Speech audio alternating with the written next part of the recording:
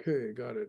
Okay, so we're calling the meeting to order here. This is the Gualala Municipal Advisory Council, March 2nd, 2023 meeting. This is what I'm going to start off with is we're doing kind of a hybrid type of a meeting. We're trying to work our technology out so we can do both. And so we crafted a resolution approving temporary continuation of the teleconference meetings on gualalamac.org. And I wanted to read this into the record here. Given the recent catastrophic disaster that befell the Gualala Community Center main hall, rendering it unusable, and despite ongoing efforts to secure an alternative location to hold our monthly meetings, GMAC has determined that proceeding with holding our monthly meeting via teleconference Zoom is in the Gualala community's best interest, as this provides continuity with regularly scheduled meetings and is open to the public, and as we have been doing for the past 2 years. So I was hoping we could vote on that. It's kind of a replacement for what was the resolution that we were reading into the record always in the past 2 years. So if we could have a motion on that. I'll make a motion that we accept it. Okay, Dan made a motion, and Melissa, will you second it? I'll second. Okay, and then I will take a voice vote on that. Okay, let's start off with Melissa. Aye. Henry. David. Aye. Henry, David. Dan. Aye. Kevin's not here. Don Aye. and Robert. Aye. Okay. Hi, John. Now, Have a seat. Robert, you'll have to send me that resolution word for word because I have to have that in the minutes as Yes, a part of them. So I can please send- send me that resolution word for word. I can send that to you. Thank you so much. I do appreciate that.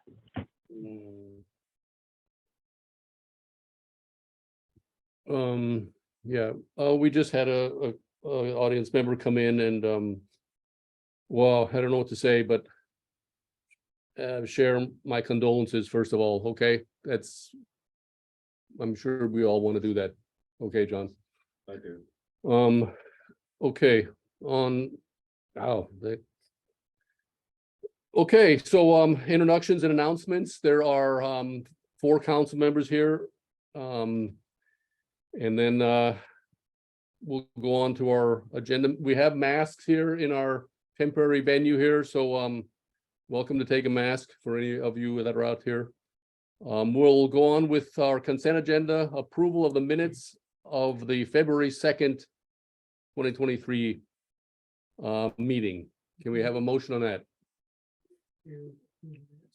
Okay, David moves. Can we have a second? Second. Henry seconds that motion. And then we'll take a voice vote on that. Melissa, Aye. Henry, Aye. David, Dan, Aye. Don, Aye. and Robert. Aye. Kevin is absent. Okay, so next we have our correspondence. I don't see any on the agenda, Mary, so I don't think we have any at the moment. Can we move on to No. approval of the? Excuse me, Mary? Hello? Yes. No, there was no correspondence to be reported. Who was it that seconded the February minutes? I'm sorry, I did not catch that. Mayor. Henry, Mayor. Oh, thank you. Okay.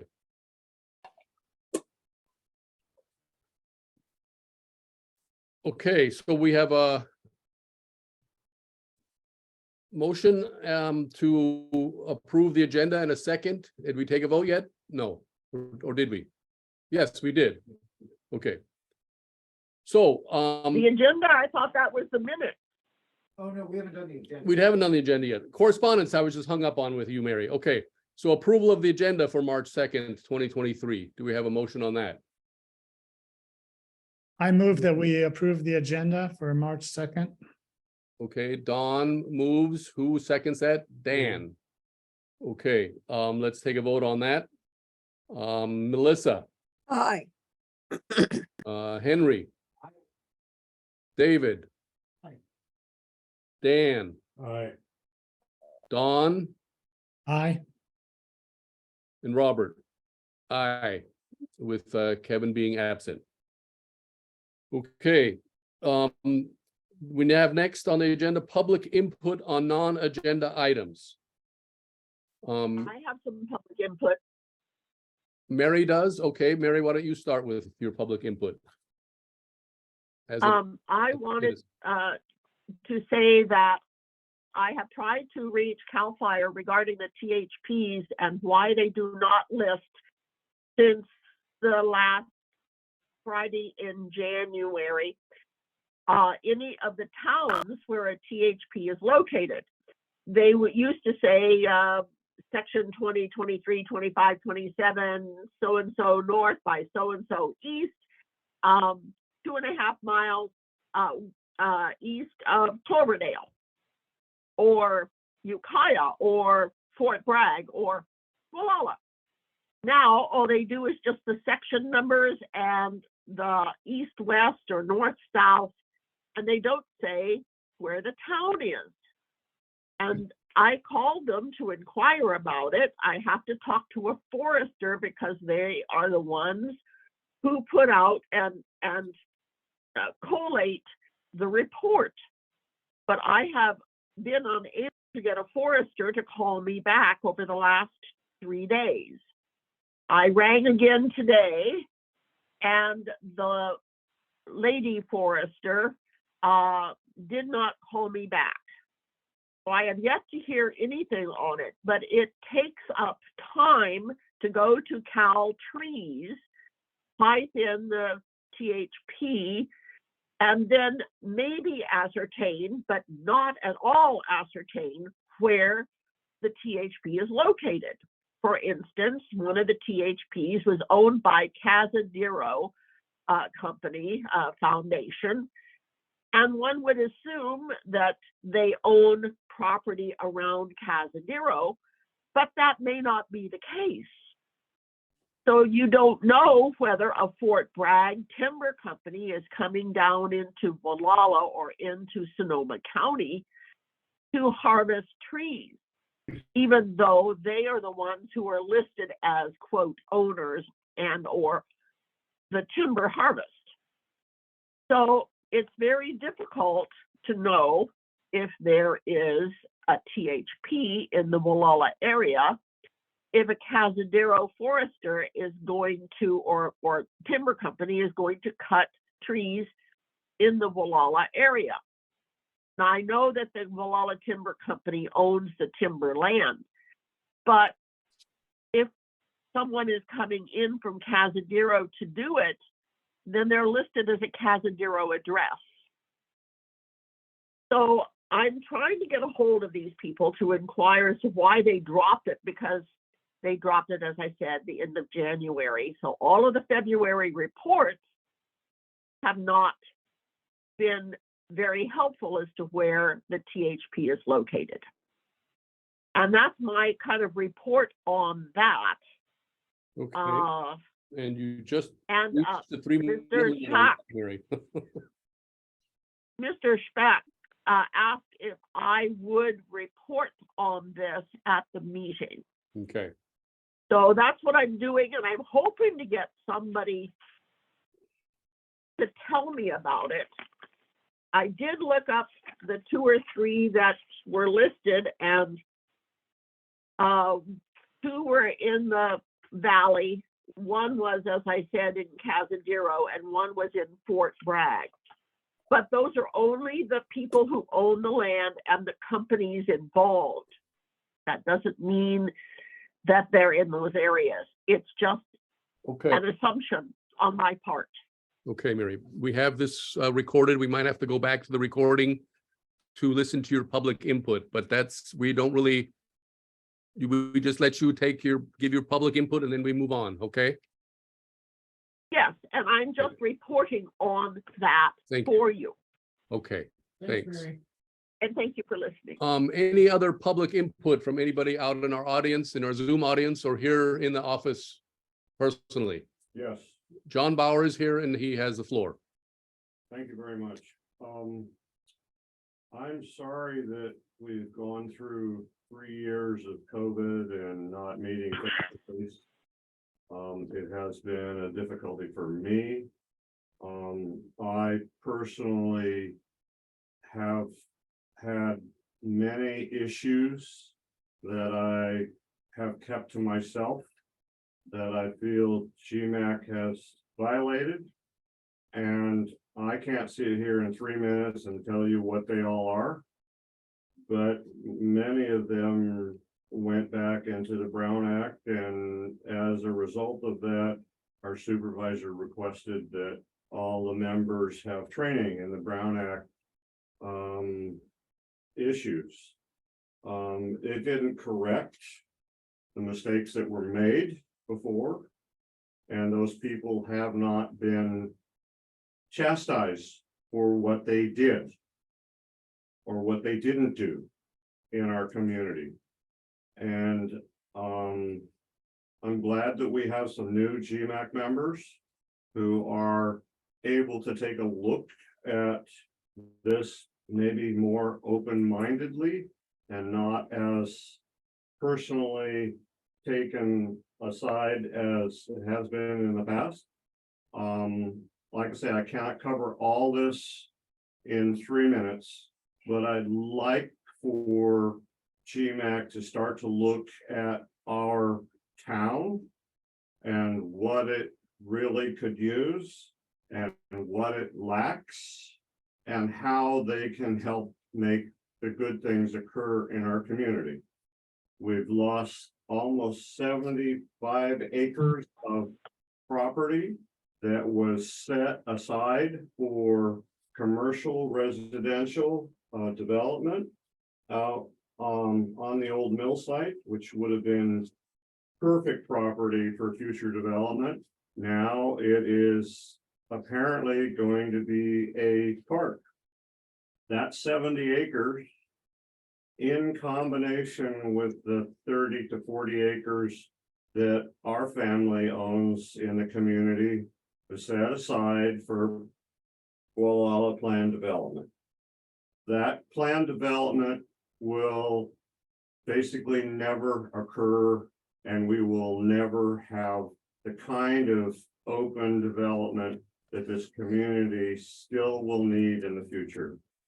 The Streetscape has completely removed all the on-street parking. Nobody out there who doesn't listen to these meetings or watch these meetings knows that a total of the potential of 92 parking places, if I'm right, Robert, will be removed from the street.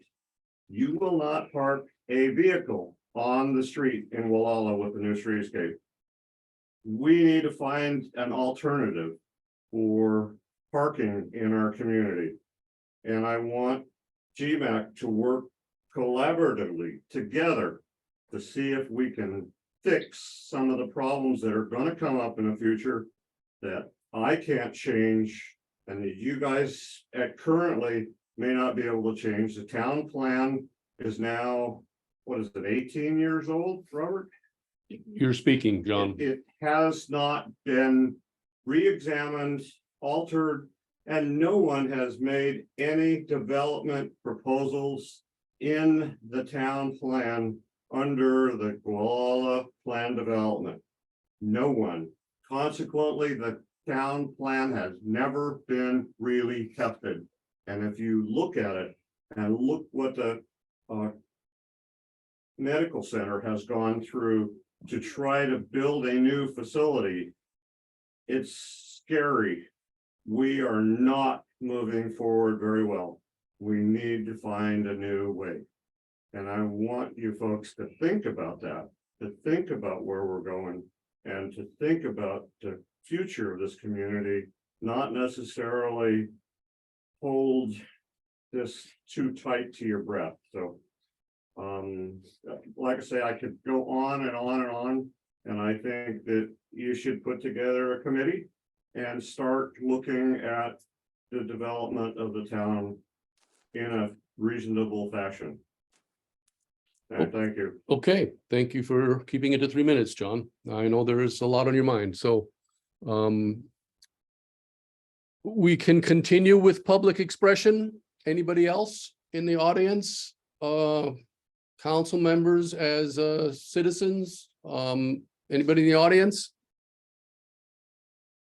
Okay, hearing no further public input on non-agenda items. Can we move to the law enforcement report? And I see JD is in the audience. Yes, can you hear me? Yes, we can. Okay, good Anybody evening. else out there in the audience? No, the Just- sheriff is out of the area, so he's unable to attend. Okay, JD. So just me here. I'd like to share my screen if I may. Okay.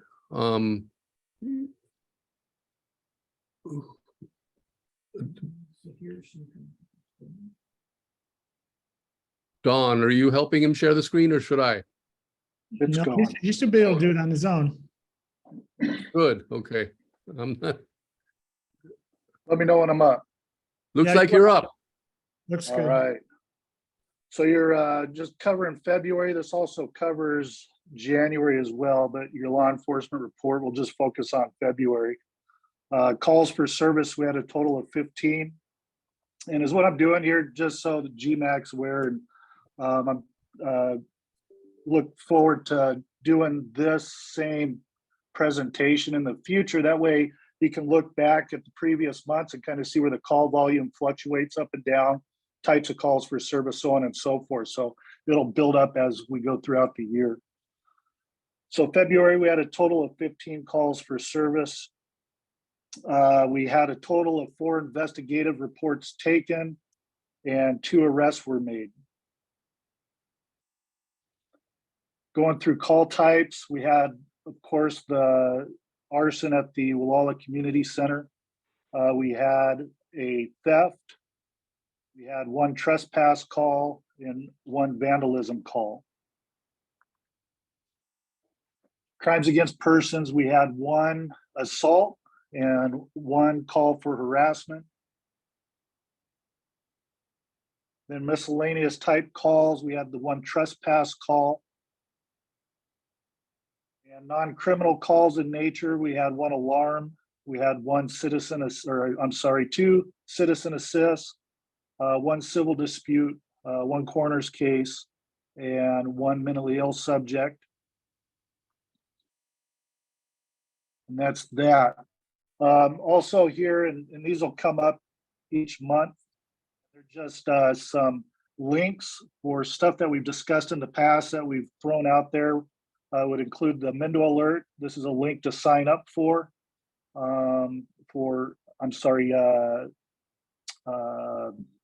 such as Nixle, but the Mendo alert, I'm trying to think of the name, what it plugs into. Everbridge, our Everbridge system, the Nixle alert, and then you got the MendoReady.org, which has a lot of valuable information on there. The USPS.com one, that's the informed delivery link to track your mail. And then the last link on there is WeTip.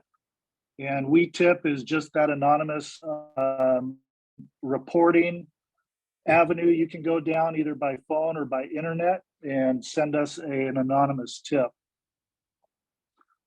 And then contact for the sheriff's office. Obviously, if you ever have an emergency, call 911. If it's non-emergency in nature, you can reach the below number there 24 hours a day. And there's a link to our Facebook page, Twitter page, as well as our contact page for a list of email addresses and phone numbers. And I'm going to try to stop sharing this now. Is that something new, JD? Those are all good graphs. Yeah, so I'm trying to find my way back here a second. But I In can January, we stop- gave the I can yearly stop the share, statistics. JD, if you can't. You want me to stop the share?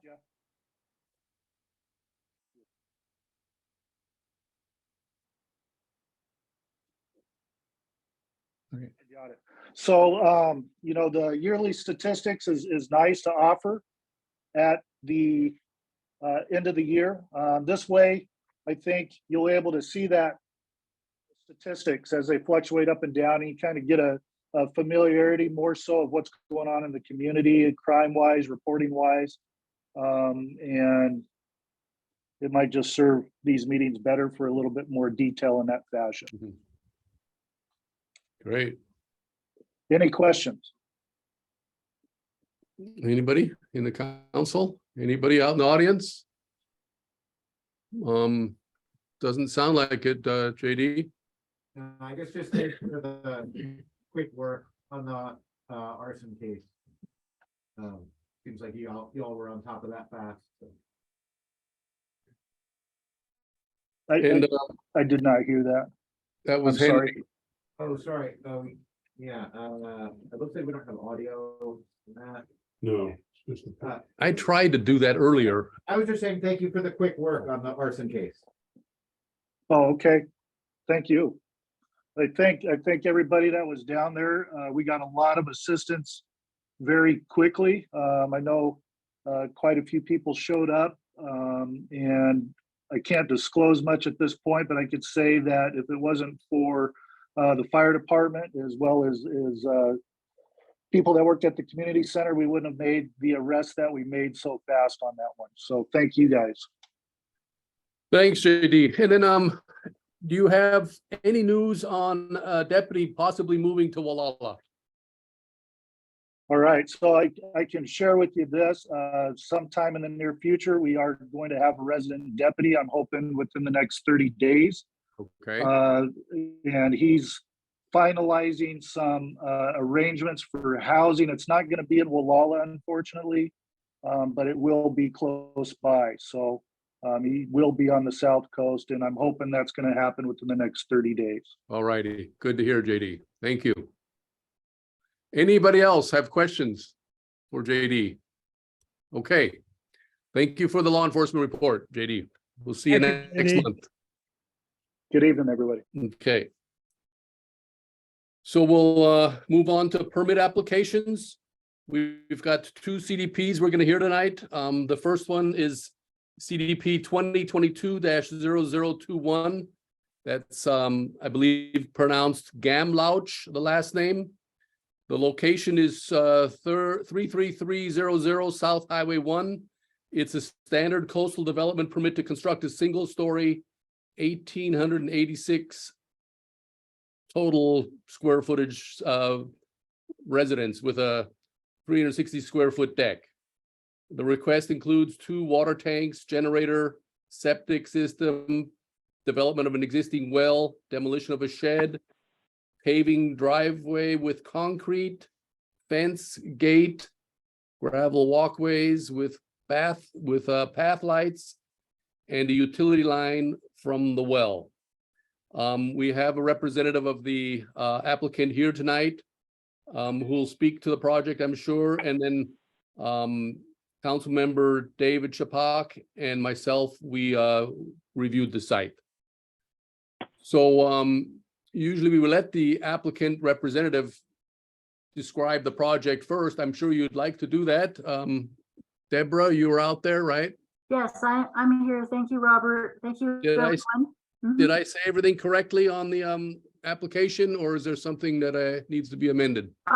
Yeah, the square footage probably needs to be amended. The proposed residence is 1428 square feet total, and then there's a 458 square foot deck. So that's where the 1880 something or other came from. Okay, It's a the lot, The that's deck, lot coverage. the deck went to what? 458 for the deck. Okay, got it. And 1428 for the residence. Okay, And so that's 1888 lot, that's the lot coverage. right. And then also we have Hassan, and correct me, Hassan, if I'm saying it incorrectly, it's Ghamlouch, right? Ghamlouch. Wonder Woman, AKA Farmer Deb, is Hassan Ghamlouch is here, and he's the property owner. Okay, hi there. So if we have any other questions, I can't answer that, Hassan could answer them. Okay, You want me to go ahead and describe the project, or? well, if you'd like to add anything before David and I speak as council members, Yeah, so could you scroll down to the plot plan, please? I'm sure Dawn's doing that, right? Yeah, just so we have a visual. And you know, this is just north of Anchor Bay there. Right, And okay, stop right there. Okay, great. So we have a very constricted site. This is across from the Gypsy Flat Street, I believe. you see that road, yeah, Road, and Robert and David came, we met this week on Tuesday, and we walked the site. And there's been quite a few studies done before we got to our building footprint. And so the biggest impact on this is a geologic setback, and you can see the 35-foot setback from the bluff top, which defines the edge of both our septic system and our proposed residence. So that's the first constraint. And then the second constraint that we've been working with is the setback from the highway. The corridor preservation setback is 45 foot from the center line of the highway. And then there's an additional 20-foot setback that we're looking for an exemption from that setback, because then it would leave you with an extremely tiny triangle to build on for the building envelope, which isn't feasible. So what you're not seeing here on the right, but you'll see on the left, the location map shows the site. It continues beyond, well, I guess you can kind of see the well on the very bottom by the A1 in the bottom right there, the planning and building stamped over it, but that's the location of an existing well. right, And we had a water test, a proof of water done. So this, the site constraints here, the design of the septic system is limiting the size of the residence to a single bedroom, a 1-bedroom septic system, which limits our house square footage to under 1,500 square feet. And then because the house and the well and the septic need to be 100 feet apart, we've got the well in the very bottom southeast corner. And that area is also the nicest, I'm going to call it nice with quotation marks, example of our Bishop Pine Forest. So that's the fourth level of constraints, is that we have some Bishop Pines, and we have a riparian area, which is a ditch that's going close to the house that necessitated a full biological survey, and we have a report of compliance from our biologist that compares the possible there's 3 possible building sites and the pros and cons of each of those building sites from the botanical and biological standpoint. So this is the location of the house that has the least impact on the most sensitive habitats. And some of the mitigations that were proposed for building on the site closer to the riparian area are going to be removal of the invasive species like Scotch broom, and then planting of new small Bishop pine in the southern portion of the property. That's pretty much it in a nutshell. Are there any questions? Okay, David, thank you for that presentation, or that reminder on how difficult it's been to develop that piece. David, would you like to start on what we viewed with Deborah? Do that, Robert. Okay. Before doing that though, Deborah, just one quick question. I appreciate the constraint of the I cannot hear him. You cannot, Mary. Therefore, I cannot record what he says. Mary, can you hear me now? Barely. Okay. How about now, Mary? Oh, that's better. Thank you so much. You're so welcome. Pull up your chair. I'll just stand. Okay. I really appreciate it. Therefore, I can write the minutes correctly. Okay, ready? Yet Dawn is also recording this. One question, Deborah.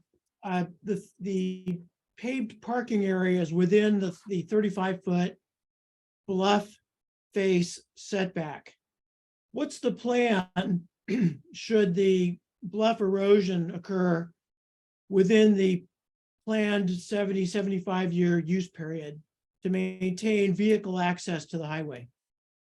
Yeah, thank you, David. So that brings up something I didn't really discuss much. Is we're still, so right now the process for this application is being reviewed by the county planners, and they've sent out this plan to all the agencies. And just last week we heard back from CalTrans, who have questions about this existing driveway. Also, this is a very tricky site. There isn't a really great place to put a fully compliant, brand new access point from the highway without having some exemptions or mitigations from CalTrans. So we've engaged a civil engineer to work with us to come up with the best solution as to the vehicle access and where to park. So the reason we are choosing this northern access is that it's an existing driveway. There's an existing gate there. There's an existing gravel. It's not great, but it is got gravel on it. So there's a little bit, there's a place to bring two cars off of the highway. And generally when you have an existing driveway, it's a non-conforming from previous regulations. And so we're trying to work that out with them. And it's not optimal that it is closer in the geologic setback, but I guess the answer to that question is we'll deal with that when we get to it. Fair enough. Go ahead, Robert, you have something else. Okay, and it was also something that I noted right away when we met there. Can you explain, or one of my questions is also, does that tie in with obtaining the encroachment permit from CalTrans? That does, So okay, because that, yes, yeah. So our engineer SHN out of Willits and Fort Bragg is going to address that. Just as a sidebar, originally there is also a gate where there's that pedestrian gate in front of the house. There's a larger existing gate there, but there isn't really a gravel place to drive that's existing.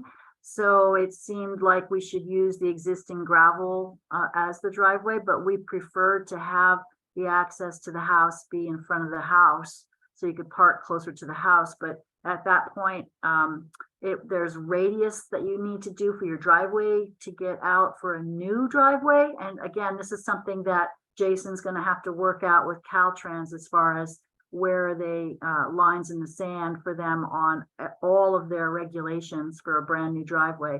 So there's a couple of factors that they're trying to work in. And I think if we use that the location in front of the house would be a new driveway. And that means it has stricter regulations than the existing driveway. So we may not be able to pave the existing driveway, in which case we wouldn't need an encroachment permit, I think. But again, I'm going to defer to Jason when he gets into this and get back to the county about that. Okay, I can make some brief comments. okay, go ahead. Yeah. Step in front of Why you. don't you just sit here? No, it's okay. Stay where you are. I don't mind standing. Sorry, turn my back. Actually, once you flip that around, I'll just stand next to you, Robert, and then I can face the room. Okay, Deborah, thanks for coming out in the field. It was good to meet. I'm glad we got ahead of that hail burst. Yeah, That was quite- downpour. It was very wet. for the tough one. You stayed out there. I hope you got back okay without getting drenched. I had a big umbrella. I think the hail kept the ticks at bay too. Looking at the materials, this is a tough site. This is a very challenging proposal. I empathize with the Ghamlouches on their predicament. Overall, I think the architecture is appropriate for the site, the size of the house, at least from a scale and presentation within a scenic corridor. It looks like, you know, it's not going to blow anybody's mind in a scenic corridor. It's quite small and it's nicely rendered.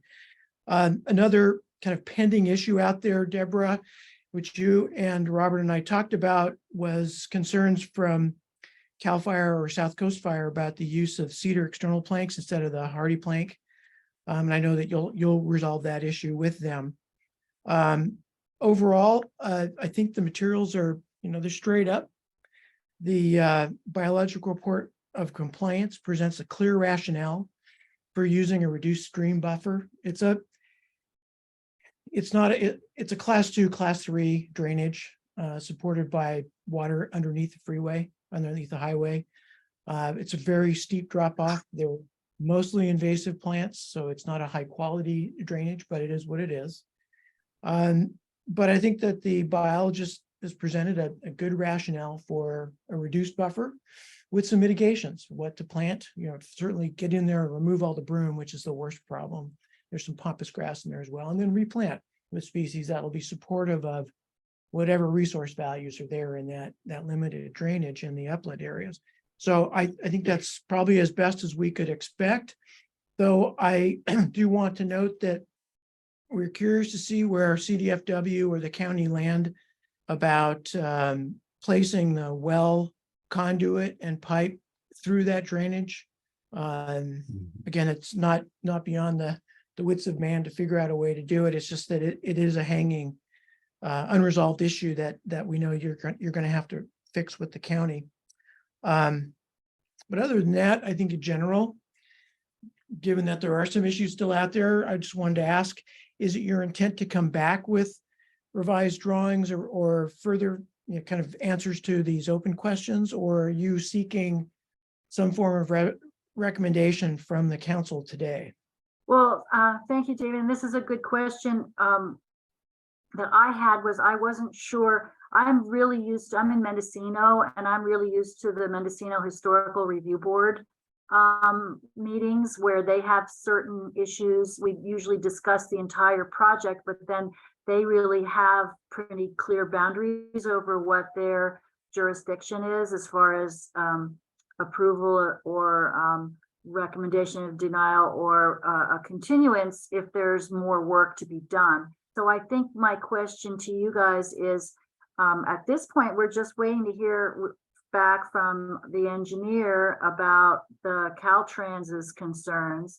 And then I'm meeting with the county planner and the Fish and Wildlife next Tuesday to take a look at that issue you talked about, Robert, which is how do we get the utilities across that little creek. And I know I've seen in the past that you do a conduit across the creek, and part of the report of compliance, Teresa mentioned that you would do a walk behind ditch witch for any of the regular trenching, which is also a pretty standard method for bringing utilities in. But I wasn't sure if this body was the one that needed to have the details on that, because I haven't detailed that. That would probably be something that Jason would work on as the civil engineer further along, and I did not give that to him as a scope of services for the near future, and if we need that, then I should let him know.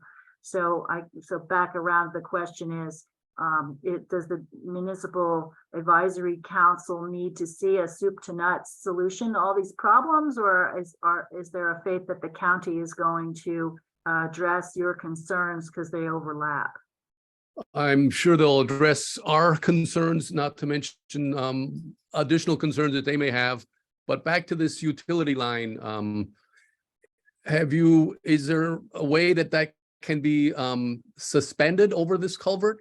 We've seen this before out in our Gualala area where water lines or electrical lines, I believe, have been, they kind of suspend out over a culvert or over a drainage pattern to get to the other side. Has that been discussed?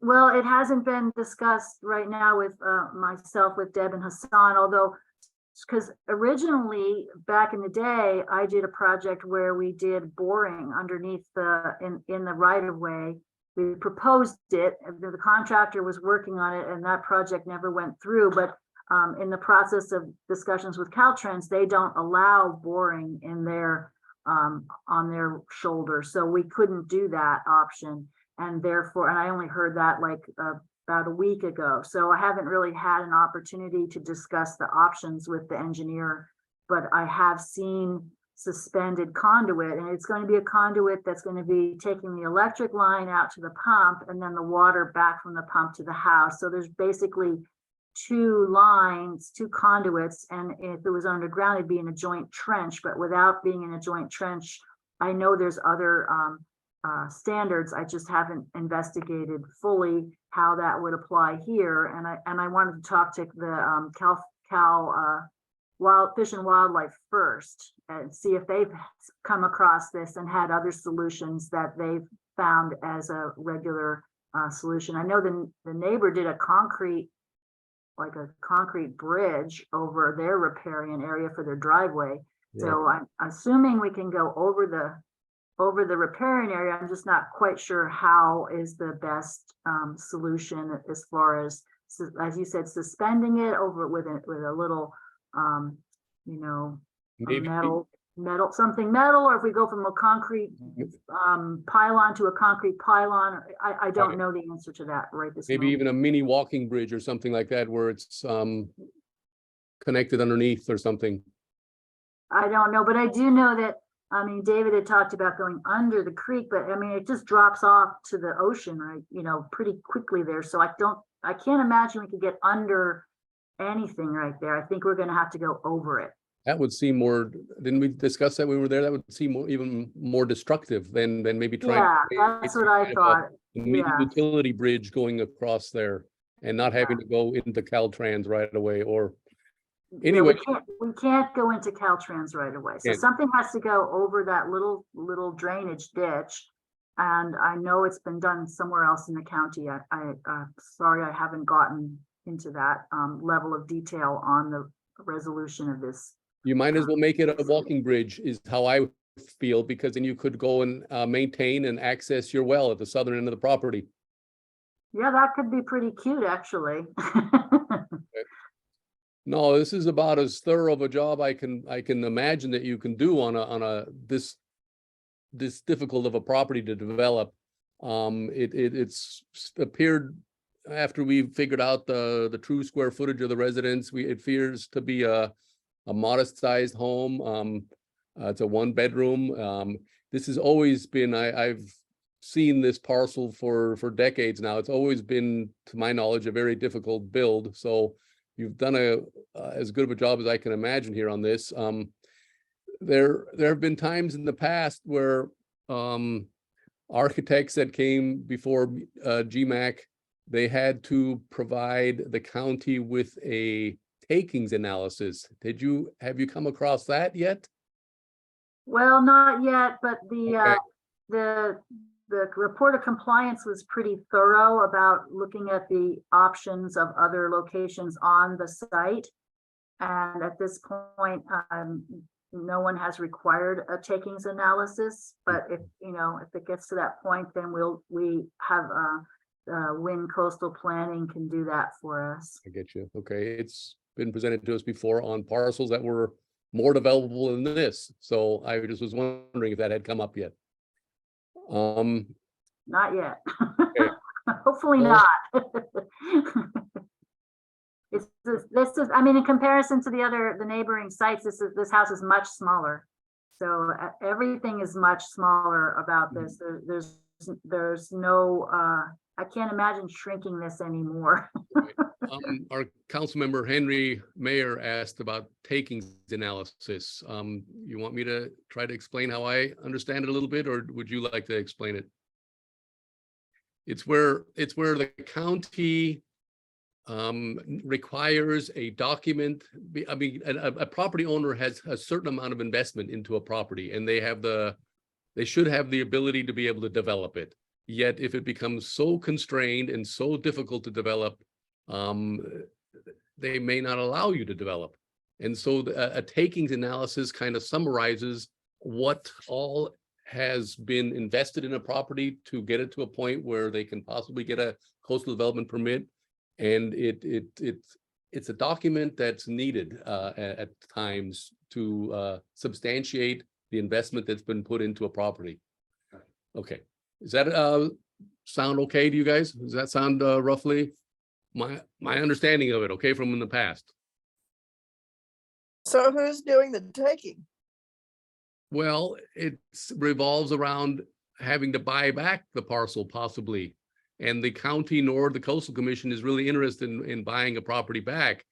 They need to be able to allow a property owner to develop a property to a certain extent, whether it's a smaller home or what, they have to let you do something.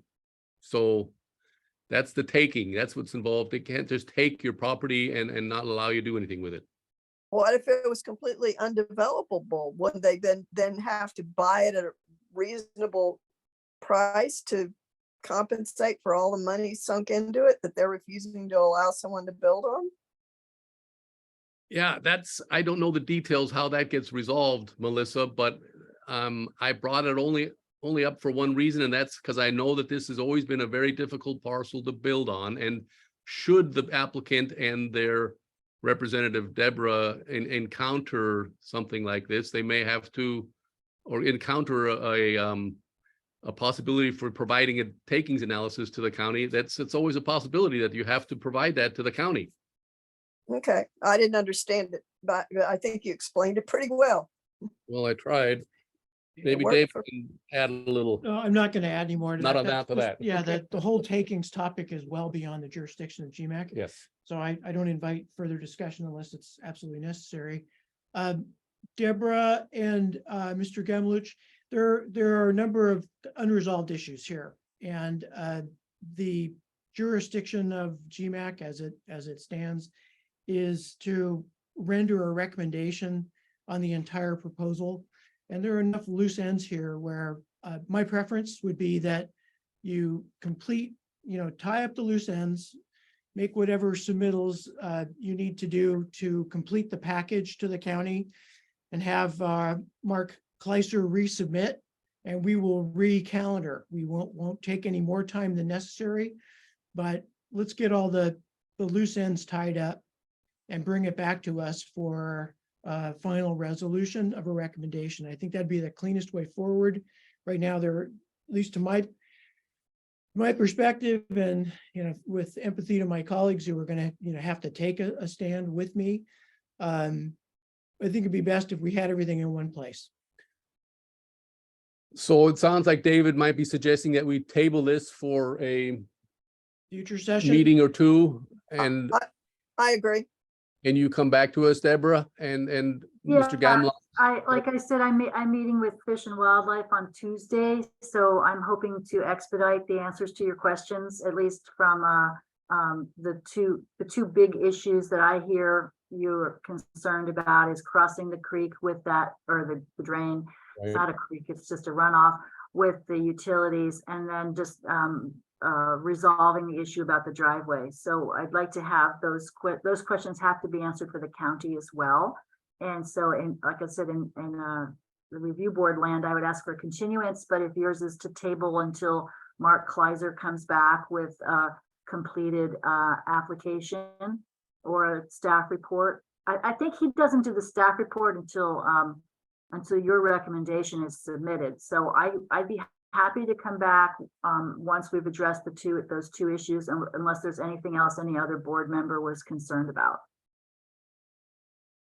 So should we make a motion to table until this remaining information is brought back to us? Can I move that? Sure. I've done it. Well, wait, before we. Okay, Don. Before we make a motion like that, I have a couple of questions. That shouldn't take long.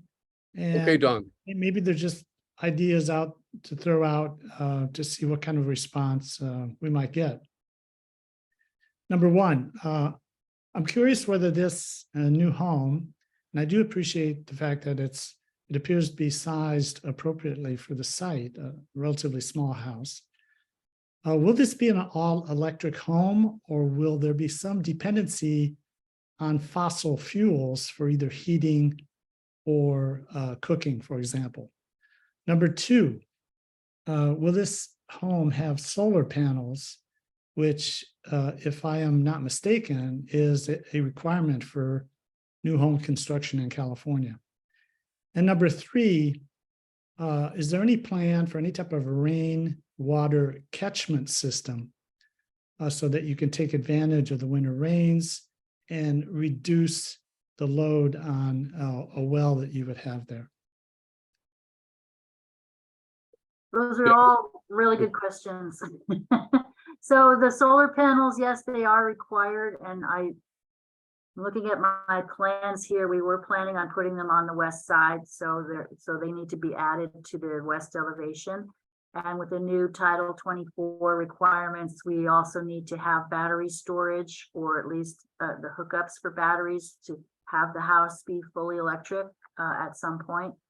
And I think with the fuel for the heating system, maybe Hassan could answer that. I'm trying to remember, because I know we've gone back and forth about heat pumps right now are really the best option for fuel efficiency. And so then therefore the house becomes fully electric. And I believe we're doing fully electric.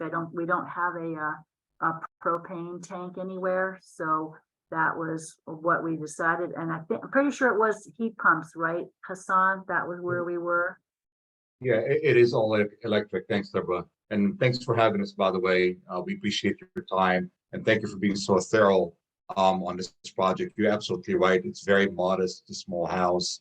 And we want to build it. We've been working on this since 2020, January 2020. So we're very, very eager to get us going, and we're hoping to get approval as soon as we resolve those issues. So yeah, the plan is to have everything electric in that location. And we were hoping also to have rain capture. The problem with the rain capture, it's not a problem, but it's like right now this season we have plenty of rain, right? So if you capture all of it, you won't be able to use it because you have plenty of rain. You want to capture it when there's no rain. So it's like the challenge issue where you capture it, but you won't be able to use it during the winter time. Hopefully we can preserve it for the summertime, but we're very eager to proceed with those challenges and have all electric, rain capture, and solar panel on this modest house. Okay, thank you for responding, and I appreciate how in fact you're going to go forward with these ideas. Thank you. Yes, thank you both. Okay, so we have the motion that we were going to make, and we can state it again if you'd like. But that would be that, and David made it, so it was to delay this a little bit, to table it until you come back to us with this additional information. Correct, David? Okay, so anybody want to second that? I'll second it. Okay, Dan seconds that motion. Any other input from the applicant or Deborah? It's I think I would appreciate it if someone could send me the list of questions so I could be sure that we can get this covered in one meeting the next time. okay, David or I can do that for you. Okay, thank you. So good. We that was very a thorough presentation there. So thank you, Deborah. We'll make a vote on this now, starting with Melissa. Aye. Henry. Aye. David. Aye. Dan. Aye. Don. Aye. Aye. Okay. And Robert. Aye. Okay. Thanks both for attending, and we'll be looking forward to seeing you in the future. Yeah, hopefully very soon. Thank you. Okay, bye-bye. Bye-bye. So we're going to move on to the other CDP that we have tonight, and that is 2022-0001 Herting, and that's located at 33101 South Highway 1, quite close to this last one. It is a standard coastal development permit for the construction of a 1,200 square foot single family residence with an 800 square foot basement. grading to construct a driveway to connect to State Highway 1, after the fact approval for an existing well and septic system, trenching for underground power connection, installation of auxiliary septic tank and pump tank to be connected to the existing septic field, and major vegetation removal for the driveway and home site. This CDP was reviewed by David Chapak and Henry Mayer. And we have an applicant, I think, in the audience, or do we? Mr. Herting, I think, was going to attend. Yes, I'm here. Okay. As is customary for us, we usually like to hear from the applicant if they'd like to speak about their own project, and then we take it to the council level. So you have the floor, Mr. Herting. Okay. Well, let me start by saying that we purchased this property in May of 2020, and we've been working on it for a few years now with working with Jesse Waldman at the county, as well as civil engineers, geographical engineers, and hydrologists and so on and so forth. And we really worked hard to try to be as least impactful as possible to the property, and still build a small home for my wife and I. We're moving towards retirement, and we'd like to make this our permanent location when we do get it built. And so we try to spend as much time up there as we can and enjoy the property even before we have a home. One thing I did want to add is we are in the currently submitting an amended CDP. We've worked with Jesse Waldman in regards to adding to the CDP 3 things. The first is a 8-foot by 30-foot travel trailer for use while we construct the home. It's, I guess, legal up to 2 years for a temporary, trailer while we construct the home. And we've chosen a location for that that's not in any buffers or not in any areas that impacts anything. We also are going to add 2 large water tanks, probably 2 3,000 gallon water tanks, to a current location where we only have a 500 gallon water tank. And then the third is the drawings of the home have that we submitted to you folks do have the deck and everything on the house, but we didn't write that on the initial project. So we're going to write it on the amended CDP, even though it's in the site plan, it's in the drawings and everything that the architect did, but we just we neglected to write it actually on the project. So as far as the project itself, we worked with a biologist to really choose the least impactful area. There was an area on the property where there was a pretty nice clearing to do a home, because there was already a septic system there and a well there and those kinds of things leading to that property. And then also we chose a location for the access to the home from Highway 1 that was directly across from our neighbor's access to Highway 1 on the west side of the highway. And the reason we did that is we worked directly with CalTrans. I had a CalTrans representative out to the property, and he really liked the sight lines. He liked that it was right across the street from the other property, so the driveways looked consistent. And we do have from CalTrans a preliminary approval for the driveway, for the project. And I have submitted that to the county, and they have that on record. I'm not sure if I sent it to David or not, but I may have. But we do have that preliminary approval, just pending CDP approval, of course, before we start the driveway. Other than that, our biologist is requesting a 50-foot reduction from a water course. We have a water course that runs from the hill on our property. And it's a class 3 water course. And we've asked for a 50-foot reduction from that water course from 100 feet to 50 feet. And again, because of the location of the home. And I noticed on my CDP, it said removal of trees to build driveway and build our home. And somebody changed that wording that said significant, removal. And just to clarify, just so you know, in the biological survey, we're asking to remove 4 bishop pine trees that are where the driveway is proposed to go, and then 2 Douglas fir trees, which are close to where the home is to go.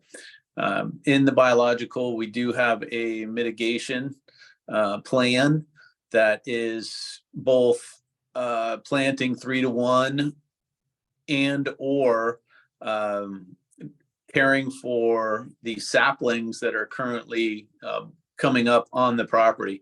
We have several saplings coming up throughout, the 8 acres.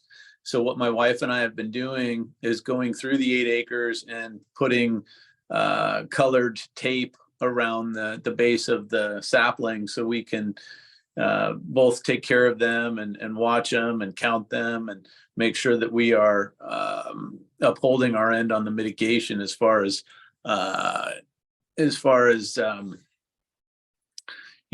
with what's required of us through our biological survey. So we have heard back from a few departments, and we've got some information back from the county that the Coastal Commission had some questions. Our biologist did submit a supplemental report, which I did send to David Schbach with the answers to their concerns or trying to address their concerns, as well as she amended several sections in the biological report to satisfy some of their questions.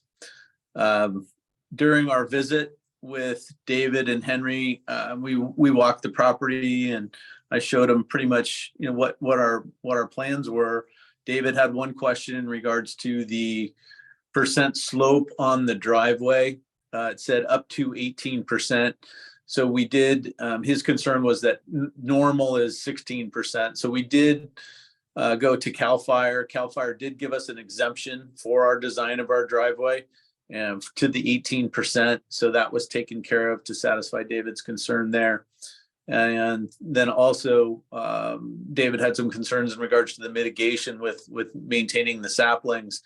And I think our biologist, Alicia, addressed that in her report as well. And what Alicia told us, as well as the county told us, is that they are of support of using the saplings because they are native to the area, and they tend to do much better than bringing in plants and trying to plant them in those areas. Let's see. That's about it. That's the well, the septic system do have permits. The reason for the requesting the after the fact approval for the existing well and septic system is that they are permitted. They're permitted with the county, but the county they did a research, and the county had no record of a CDP for the installation of the well and the septic system, even though they had approved them and they were permitted, to be constructed. So that's the reason for the after the fact approval. And the Coastal Commission had a question about that too. They were like, well, why are they doing this if it's already there? And so she addressed that as well. So that's pretty much our presentation. If you guys have any questions, then I'm more than happy to address those. Okay. Either Henry or David want to say anything in addition to the applicant? All righty. I'll be brief. David may have more, but as I'm sure you could all hear, there's a thorough understanding of the rules and sort of what's going on with the property. Seemed like the Hertigs were doing everything they could to mitigate any disruption from the construction. It's they're working with a few different things with relation to the driveway and the waterway, but it seemed like they had the right answers to those issues, and even some of the outstanding questions that still existed when we walked the property. So, yeah, felt like they were on top of things and doing things the right way. David, you have anything to add? I want to echo Henry's comments. This is, again, a somewhat challenging site. The Herdings have come up with a design that pays attention to the constraints, minimizes the loss of native vegetation, has a well-developed and well-supported rationale for mitigation of those trees that have to be removed. I'm glad to see too that the revised biological resources report acknowledges the greater likelihood of success and gives credit for natural regeneration. It's the way to go in the business, and so it's good to get that on in document form. There's also a clear rationale to reduce the buffer from the stream. So there's a drop off there. This plan doesn't quite show it, but essentially, if you look at the right edge, that is the edge of the world, and right at that edge, from there you go down at probably 45 degrees, drop into the creek. So it's the right spot. CalTrans has accepted an encroachment configuration. It makes sense where it's placed. CAL FIRE has corresponded that they're cool with the grade for the driveway. So these boxes are all getting checked off. The one, again, hanging Chad here, is the location of the temporary RV. And so, Doug, can you help us understand where you and your wife have in mind parking the RV while you guys are under construction? And in addition to that, is it your intent to hook up to on-site septic and water supply and power while you're under construction? Okay, so the location is, if you take a look at the site plan, just sort of, I guess, northeast of the house location is a redwood grove. And so and behind the redwood grove shows the septic tank, or I'm sorry, the leach field. So right in between the redwood grove and the leach field is a fairly flat location right there, which really would not require any grading or anything of that nature, to where we could just pull it in, and it would actually run parallel to the leach field. So that was the location we chose for the trailer. It's so you would not see the trailer from the highway. It's behind the redwood grove, and it's a flat location where we don't have to do any grading. As far as septic and PG&E, we do have the current water system, so we would have water on site. We have the current operational septic system, septic tank that runs into the leach field. So our anticipated plan is to use a blue tote to connect to the trailer, and then pull the blue tote up to the septic tank as you would like a dump station if you were camping or something like that, and then use that to in the current operational septic system. I think, Dave, I showed you where that septic tank was, and we would just tow the blue tote up the road there to the current septic tank. As far as electricity, we would anticipate just using a generator when necessary for tools or for in the evening or something like that. But there is a possibility we would hook up to PG&E after we get the PG&E line put in, but we don't know when that's gonna, when that would actually take place, hopefully. But until then, it's fully self-contained. Yeah. I had a question, since you brought that up there where the leach field is, Mr. Herting, this is Robert. Yep.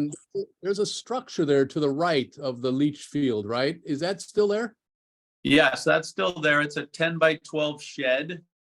Okay. And I recall that had some kind of was it a septic tank or just a holding tank or something that was associated with that building? But anyway, it's going to stay on the property. Is that correct? That Yes, what the Shed, site okay. plan we submitted to the county is keeping that, yes. Okay, and then there was another shed up further to the east, close to the property line. The one that I was just referring to is the one where you look down into the steep gulch, and then there was another, I guess, a tool shed up behind the leach field, right? That's correct. So that shed, the county it's too close to the 50-foot setback to the property line. So the county is requesting that we move that shed forward away from the property line. So we comply with the 50-foot setback from the property line. So they've requested that we, in the site plan, we show that we're moving that shed. Okay. Yeah, I always felt that was the biggest challenge on this property, the driveway coming in off of Highway 1, and I think that's a pretty good job that you guys have done coming in across from Mr. Guido Schwager there on the ocean front. So I know there's the other way to get into the property. What's going to happen with that roadbed that's still shown there? Will you just kind of maintain that for your own private use, or? Yeah, that's the anticipated plan, is just maintain that, because Rosa and Vern McNamee use that road to access their property, butts up to ours. Right. And so that's an easement through their property, and they use that to access up to their section of the property behind ours. So we've talked to them, and they appreciate maintaining that so they can get up into there as well. Because they have a spring up there, I believe, somewhere, right? Yeah. Or water source of some sort. Yeah. Yes. This was, I don't know if the council members went up to that area, but that is a very steep approach. That's just amazing that it was even navigable in the past. So I think you've done a really good job with this. And it's, again, a modest sized home. It looks very nice.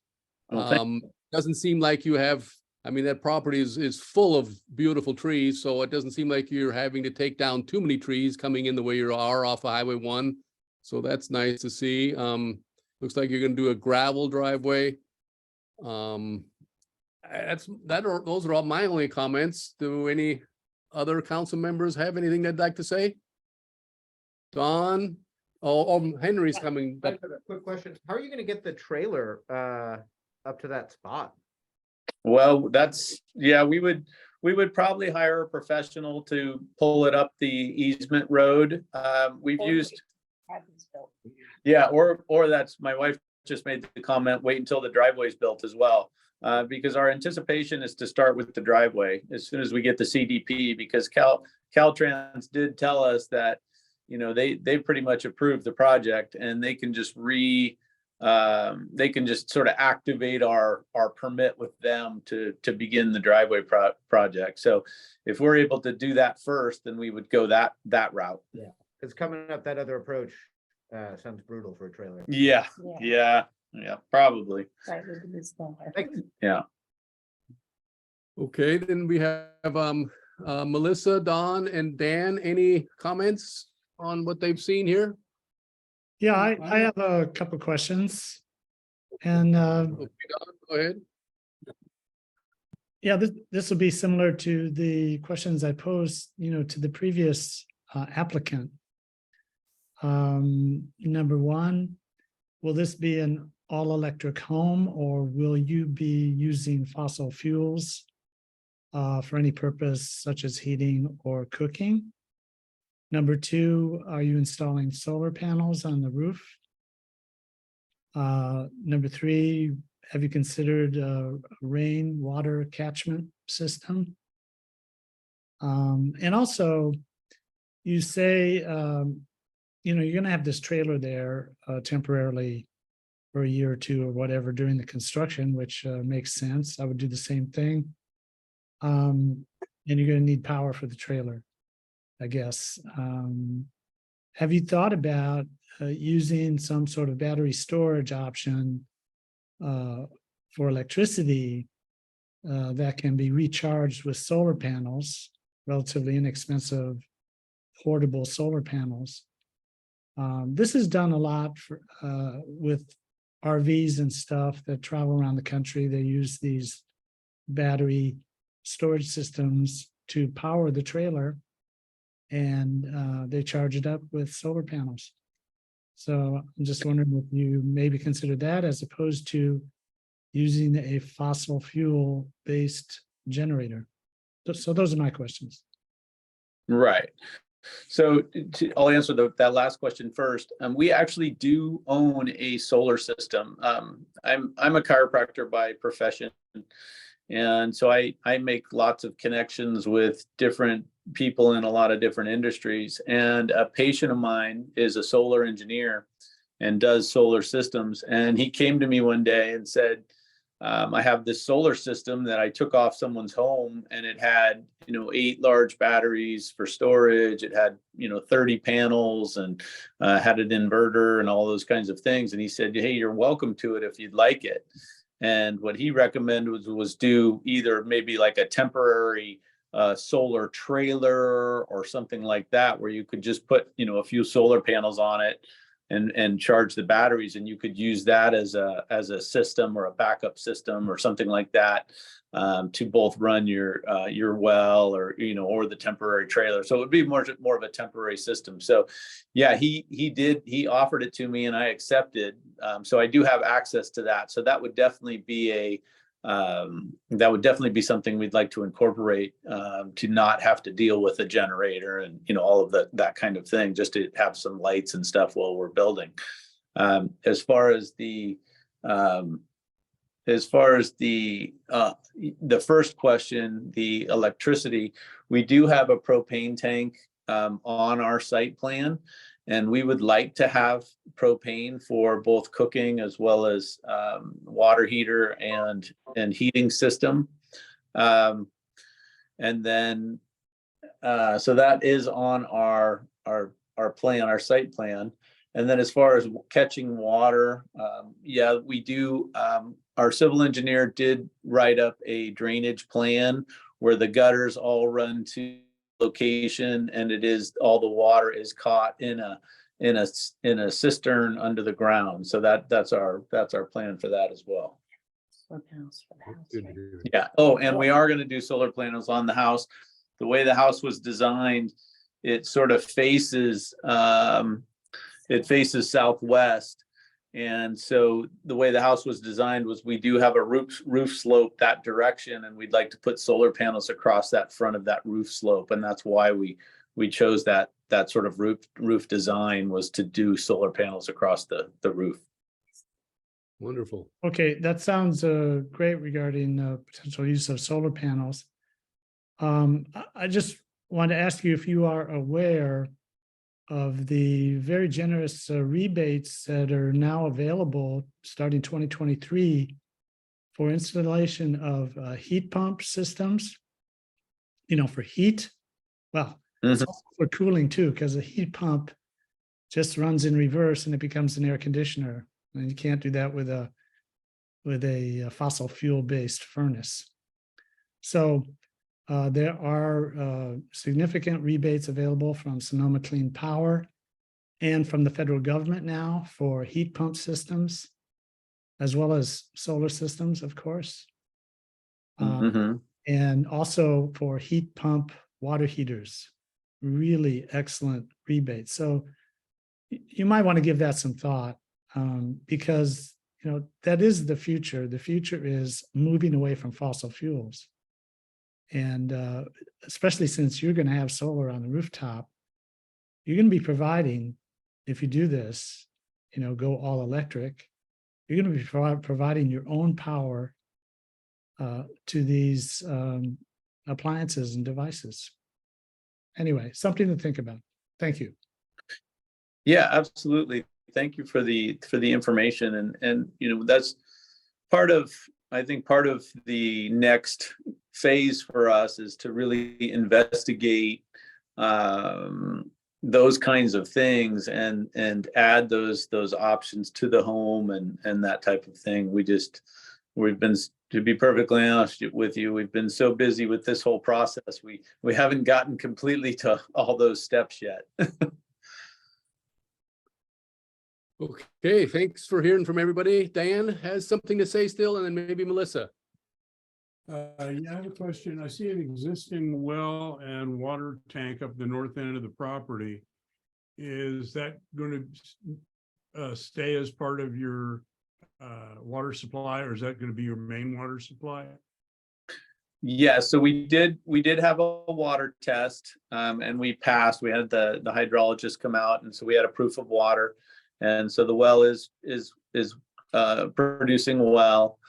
And right now there's a 500-gallon tank there. What our plan is part of what the sewage, I'm not sure the department, I don't remember the name of the department offhand, but the department that's in Environmental health. yeah. So they are requesting, or they're requiring us to demolish the existing septic tank, because we're proposing a septic tank down below the house, and then we're going to do a pump up to the leach field, because where the current septic tank is way up on a hill where it's really non-usable. So we're going to demolish that, and then we would like to place 3,000 gallon water tanks in that exact location, because that's, again, the least impactful. It's already a flat area, it's already been cleared and that type of thing. So we can just put the water tanks there, and then we would just pump the well to the water tanks. Excellent, thank you. Yeah. Okay, and Melissa, did you want to? I just have one very strong personal recommendation. As you're having your house built, put serious thought into making sure that it's done with non-toxic, without off-gassing, without formaldehyde, without toxins. And I have a little house, and I personally oversaw everything that went into it to make sure that there wasn't any formaldehyde in the plywood in the subfloor, make sure that there wasn't any toxins in the paint, everything. Because otherwise you're living in a FEMA hot box full of formaldehyde and toxins that you're breathing. And it'll just be better for your health. That's a personal recommendation, not a GMAC recommendation. Right. And I appreciate that. And as a chiropractor, I'm more of a holistic practitioner, and those are things that I've been aware of for, since I was in school 35 years ago. So those are always things that we definitely take into consideration. We have a son that's sensitive to certain chemicals and things like that. So, we're very careful with our diets, what we put in our system and what we put in our body, as well as what we breathe and where we like to live. So I do really appreciate that input. Okay, thank you, Mr. Herting, and all the council members. I think we're probably ready to make a motion on this project. Would either David or Henry be willing to entertain a motion on this? Otherwise, I'm happy to. Okay. From everything I've seen, I'm willing to make a motion to accept this, or to approve, give our advisory recommendation on coastal development permit number 2022-0001. There was subject to you have your encroachment permit, so I don't think there were any other concerns that I heard from the council members, but I'm willing to go forward with making a motion to approve. I'll give our advisory recommendation, but I want to defer before we have a second on this to any last thing that we maybe had a concern on. Nothing. Okay, then. Just briefly, I Yeah. would recommend that the motion include, Mm-hmm. Subject to the recommendations of the biological resources report Yes. related to ESHA and setbacks, and again, that they subject to those types of recommendations for Okay. mitigation, et cetera. Okay, so I'll make another motion to recommend or to give our advisory recommendation to approve this project subject to adherence to the biological report. So that's my motion. Can anybody, will anybody second that? Second. Henry seconds that. And we'll make a vote now on that. Councilmember Melissa, Aye. Henry, Aye. David, Hi. Dan, Aye. Don, Aye. and Robert. Aye. So we need somebody that walked it to write a letter to the county to that effect and give them our advisory recommendation. Here it is. That one right there, I think there's a way That's to, it? yeah, Just this thing? All right. okay, I'll do it. relatively simple. And so I fill it out and send it to Mary and she'll. process it? No, you could send it directly to Jesse Baldwin. Got it. Okay. Okay, we'll do. Okay, Mr. Herting, thanks for attending our meeting. Absolutely. Well, thank Who said they would write it? I Um, could not hear whatever was spoken Dave, until you changed, Mary, I'm sorry, I'm changing. until you changed the biological report. So who's David is- writing? David is gonna write the letter, Mary. Thank you. Okay, I need people who are sitting there in the audience to speak up because I cannot hear anything. And That's therefore it's not recorded. that's the one thing we don't have with this new system yet is we haven't been able to purchase any microphones, and we will be doing that before our next meeting, or we'll be improving upon this system that we have here tonight, Mary, okay? Okay, if they could project or really speak loudly, that would be Right. great. Or they can come up to my microphone here on the laptop, maybe, like we've been trying to do. That would be great. That would Okay. be great. Okay, then, we've finished our main business for the night. Let's continue with our council matters here. So, under old business, I don't believe we have any. Unless anybody can think of any. 7B would be the Gualala Services Committee. We usually have a Gualala Parks report. That's, Mr. Evans, Mr. Mayor, and Kevin, but Kevin's not Lewis. here. Do you guys have anything? Can you hear me, Mary? Yeah? Okay. Here comes Henry is going to give a little report on that item. We heard back from Janelle Rao saying that they are working to finalize a contract to do the necessary work at Bower Park.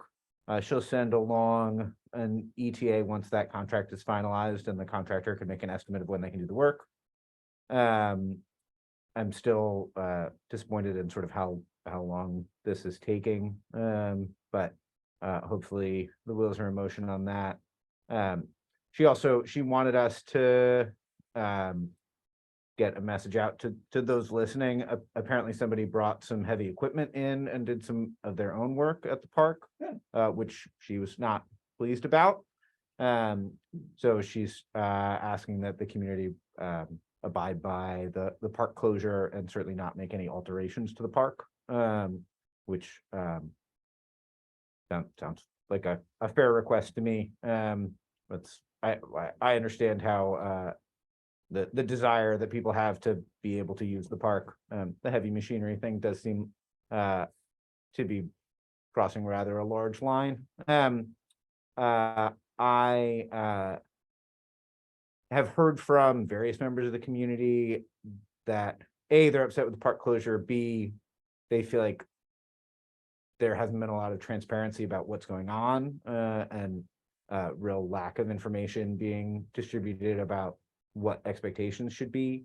I agree with that. I think a lot of the reason for that is that they don't really know when they're going to reopen it, and I don't think they have made clear sort of what's going into that. It's going to be my recommendation that I went up there today to take a look.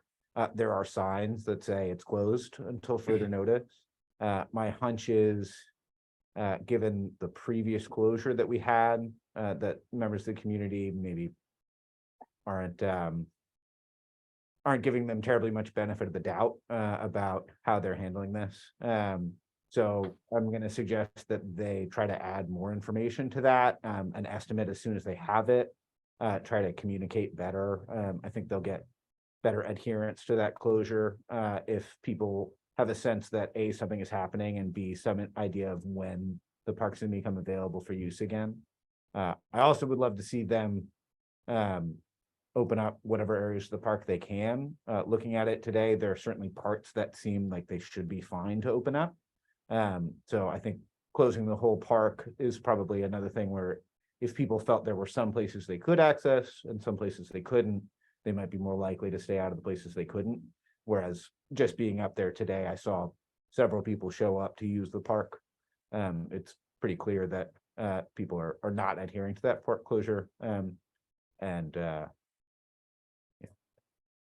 have a certain amount of ambivalence about it myself. I don't think they've handled this well. Dan, I don't know if you have anything you want to add to that? All I would say is I've been up there at least once or twice a week. And it seems to me like there is somebody doing some things up there that they shouldn't be. A couple of times I've noticed the park close signs still been tampered with.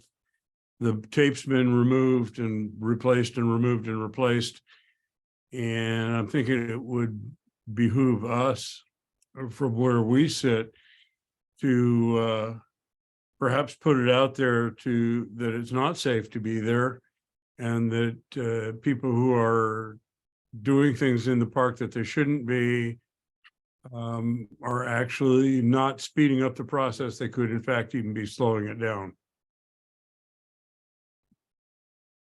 Okay, thank you both, Henry and Dan, for your update on the parks, or on the Gualala Power Park. Based upon what you've just said, Dan, what can we do or should we do? Maybe something to the local paper to that effect, or Would you drop a line to the ICO? because if it starts to hinder the process, that's not good either. I think putting something in the ICO would be a great idea. I think let's maybe hold off until I can get a response from Janelle Rao, because I think if we can package, here's what we'd like you not to do with some added information about here's what you should expect to happen and when. I think that's a more palatable message than just saying Stay out. keep Stay out. out, stay Yeah, out. I mean, like the signs already say keep out. Yeah. Some Okay. people have spray painted on like the places that are really dangerous, like danger closed, which I think is sort of oddly helpful in maybe not an ideal way, but trying to add more information than what's there. But I think if we can communicate out something in addition to that request, maybe people will adhere to it a little better. Can any part be used? Currently, it's just blanket closure. Blanket closure, you can't walk anything. The parking lot, I think, is. It's all you can use.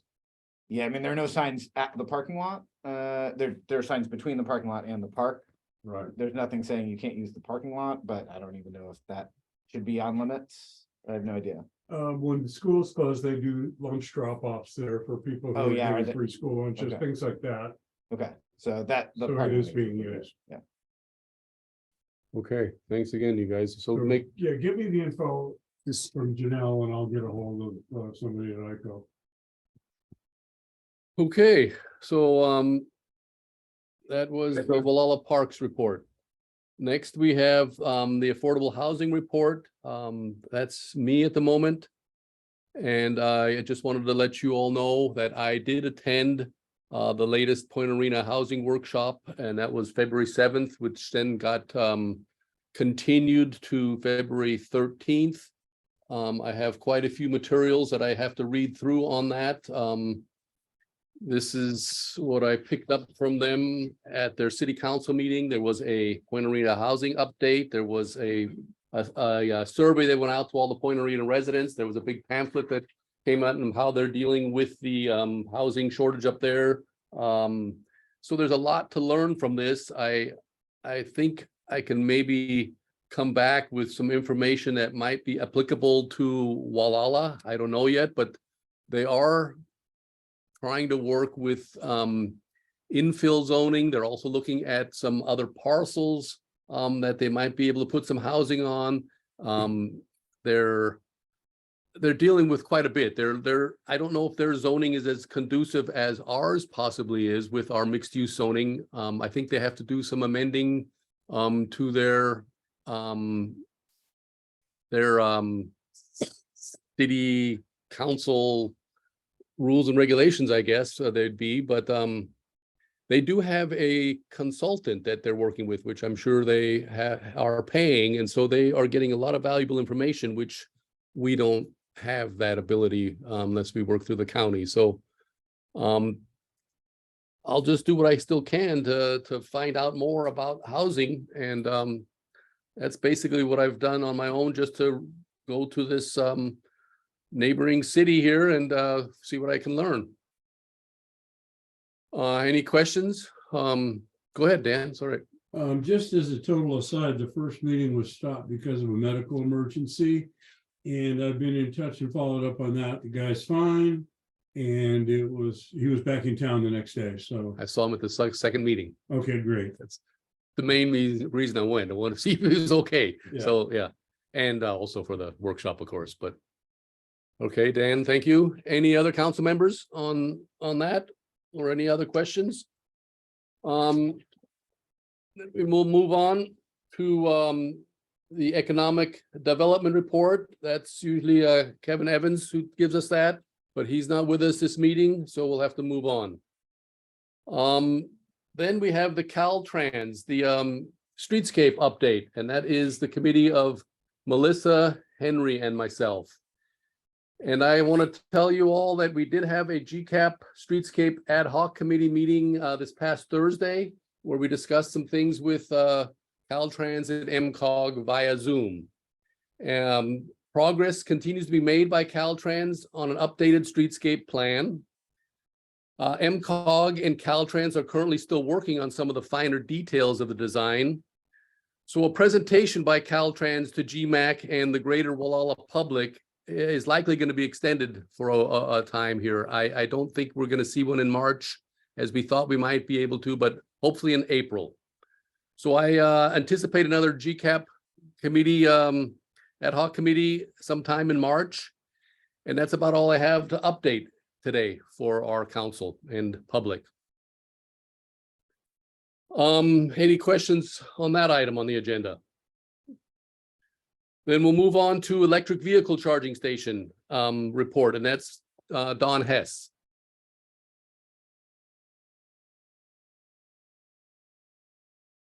Don, you still with us? He's Yeah, muted. I just had to unmute myself. Okay. All right. Well, lately there's been some talk about the new EV charging infrastructure program that's being developed. Actually, it's around Ukiah and Redwood Valley, and the fact that we were not, we didn't become a part of that. And so I finally got an email back from Janet Orth of MCOG, and I want to read you part of it, which kind of explains what happened with that particular grant, why we're not part of it. Okay, Janet says, the Ukiah area project is specifically a grant that was awarded last year under the CEC's Rural EV Charging Solicitation, CEC being the California Energy Commission. That was due in March 2022. County of Mendocino won a grant for their properties in central Ukiah. I think we were aware of that. And ChargePoint won another grant that they are deploying to the same general area as their project in the North State. MCOG had agreed a year ago to assist them with public outreach to identify community preferred sites. And she goes on to say, I am always on the lookout for funding opportunities to install chargers in Gualala, also Boonville, which are major gaps in our EV highway network. The REV grants, as they're called, did not go the way I had hoped. We had spoken with at least 3 companies developing proposals, and none of those panned out for Gualala.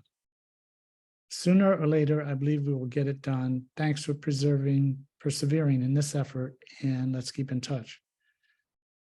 So, yeah, we didn't make it this time around with this particular grant program, which is now soliciting site locations in Ukiah Redwood Valley. So it sounds like it pretty much was a decision by ChargePoint not to want to cover this area down here. So that's basically what happened. I think Dave alluded to that as well in the last meeting. But this particular grant was not part of the new federal monies that are coming available probably this year and next year for sure. So she also mentioned that that's probably where the next opportunities would be for us here in Gualala. So therefore, I have nothing new to report in terms of any new possible opportunity yet for Gualala. Yeah. Okay, Don. It does seem like they do come up regularly, though. Haven't they come up and we've missed them now a number of years? Well, each time it's a different type of program, and the one before we missed was managed by Sonoma Clean Power, and that kind of fell apart on our end, actually, because there was the community center at one point said they were interested, and then they said they're not, and yeah, we kind of lost out on that one as well. That was previous year. Okay. So yeah, we just haven't had any Hopefully luck yet, and we're just gonna have something to that comes we're gonna again. see what comes up. Hopefully later this year. Okay. Anybody else have a question on this matter? Electric vehicle charging station? No? Okay. Move on. I took the survey. They sent out a survey, and I forwarded it to everyone. Also, I took that survey and kind of said, Ukiah gets everything from our tax dollars, and then they use our tax dollars to install everything in Ukiah and the Valley, and the Point Arena, Gualala area is always ignored. And please, think about installing one or two of these on the coast, on the South Coast, from this particular grant, although I'm sure they can, now that they have someone who does it in there, that 2 charging stations would not be missed in the Valley, but they certainly are missed here. And that we were the gateway to the Mendocino coast, gorgeous scenery, and all of the tourists who come through and enter into Mendocino County. And we should be brought up to 2023 and not left behind in the 20th century. We should come up to the 21st century to accommodate these tourists and our residents and population. I urge Mary, people to go on to that. Mary, before you carry on anymore, MCOG is totally aware of our needs down here. Totally. And this was not an But if more MCOG people decision. responded, they might be able to listen to it. This was not an MCOG decision. It was a decision by ChargePoint. That they're not a government entity, they're a private corporation, but they're the ones that got the grant money to install the chargers. And it kind of has to go that way. One of these big companies like EVgo or ChargePoint, they get the money and then they put in the chargers. Unless a private entity wants to do it. And of course, it's totally fine if a private entity wants to do that. But when it comes to big chunks of government money, tends to go to these EV charging companies. So there's nothing we can do about this, Mary. So I don't know why you're stating everything, all this stuff that we already know. We just have to wait and see. I'm what just trying comes to from urge this. people to go and answer their questionnaire or their survey, that's all. And I saw that come in late, Mary. That was an email That's you sent us, pointless. right? It's Huh? pointless that was a Is- survey specifically for Ukiah and Redwood Valley, not for us here. Okay, I didn't have a chance to read it, but no harm in Mary doing a survey like that, I guess. Dan had his hand up. Dan wants to speak. I was kind of thinking of connecting this to the economic development plan issue. Because if we did have something, say, community center's got to be rebuilt, you know, there's opportunity there to install things that might not have otherwise been done. People stop, charge their car, buy things at the stores, eat in the restaurants, whatever it is, you know, help us bring money into the community.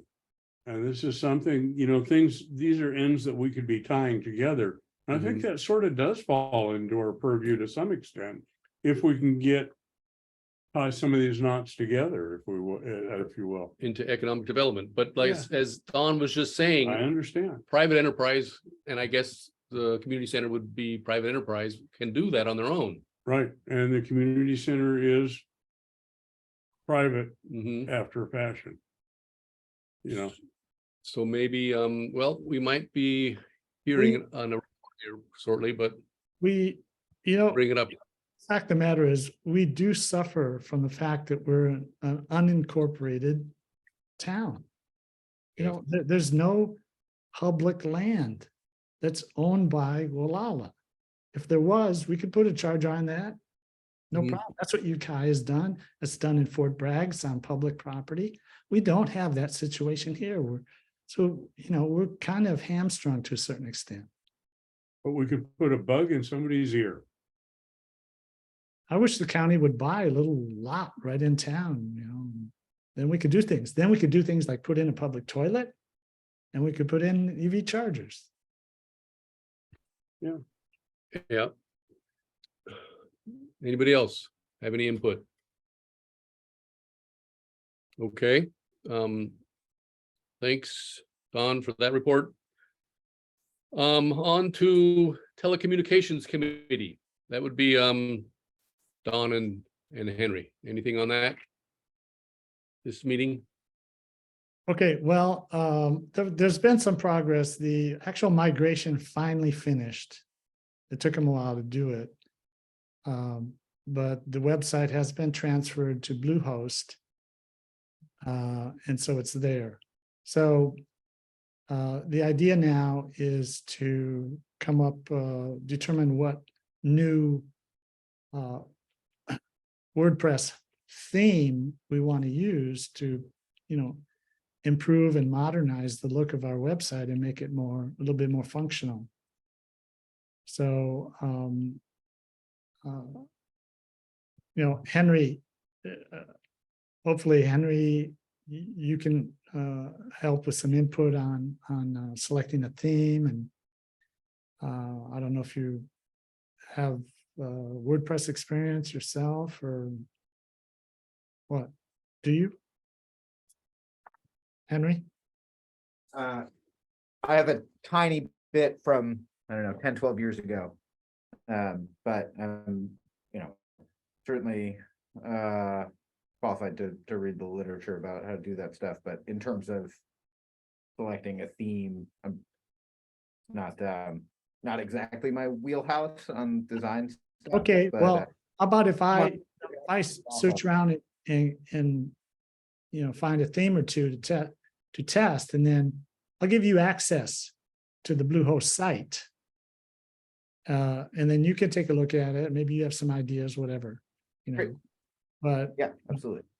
right now it's accessible, but only if you change your host file, you know, because DNS doesn't point to the new location. So that's the way we want it right now. Yeah. DNS still points to our existing website, but we've moved it so we can start making changes. Nobody sees it until we're ready.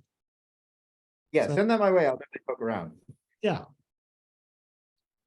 In the past, we, on our old website or our still existing website, we had kind of a theme, didn't we? In that we had well, yeah, The, well, the uh, theme, the topographical when I talk map? about, when I talk about a theme, I'm talking about, this is a specific term used in WordPress to Right. describe a preset format.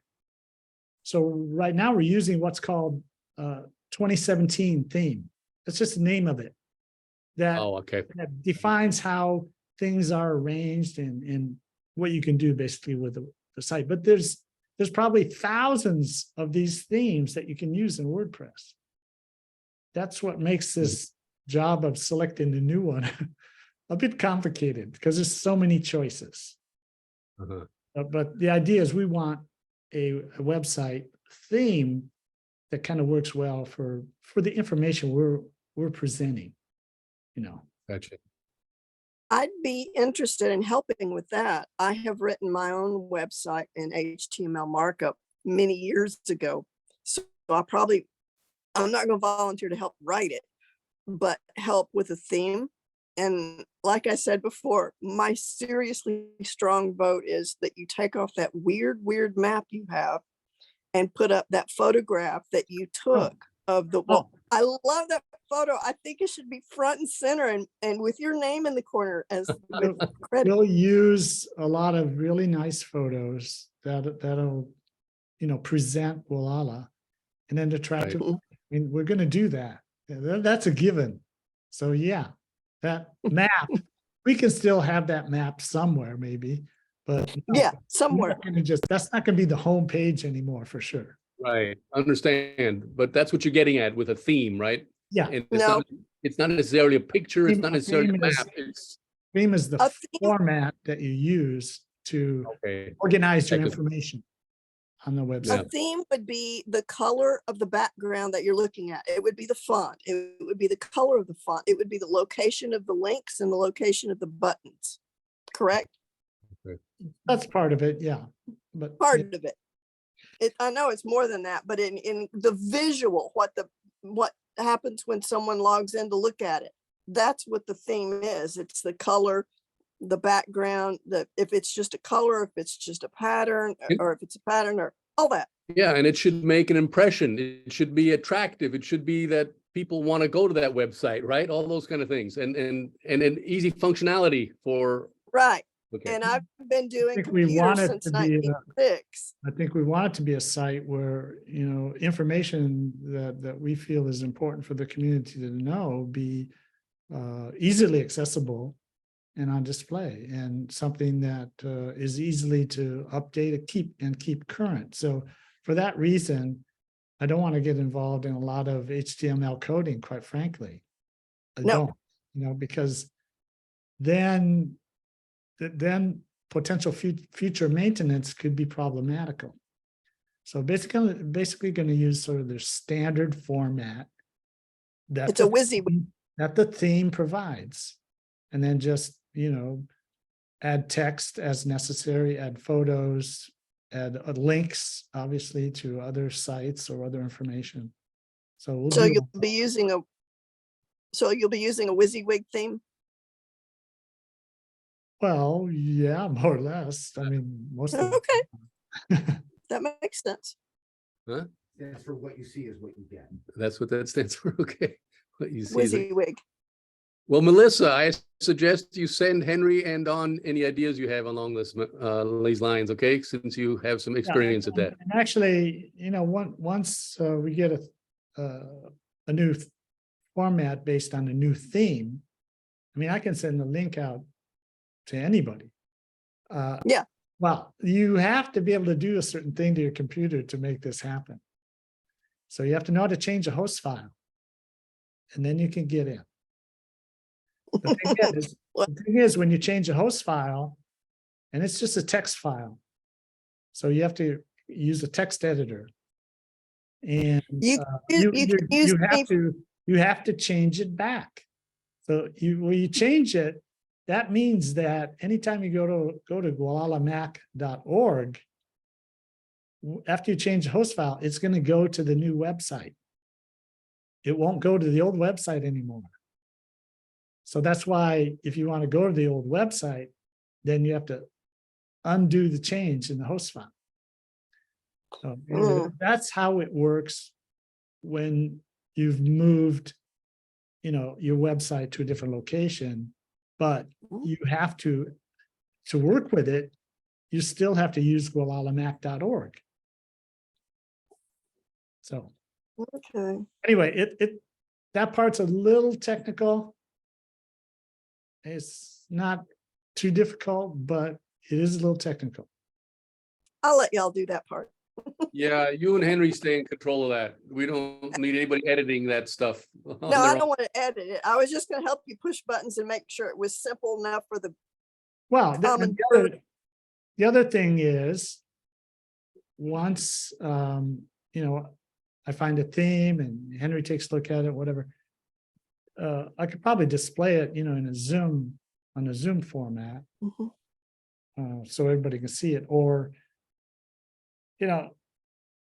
hopefully, I guess we're going to talk about this soon. That is our ultimate location where we have meetings.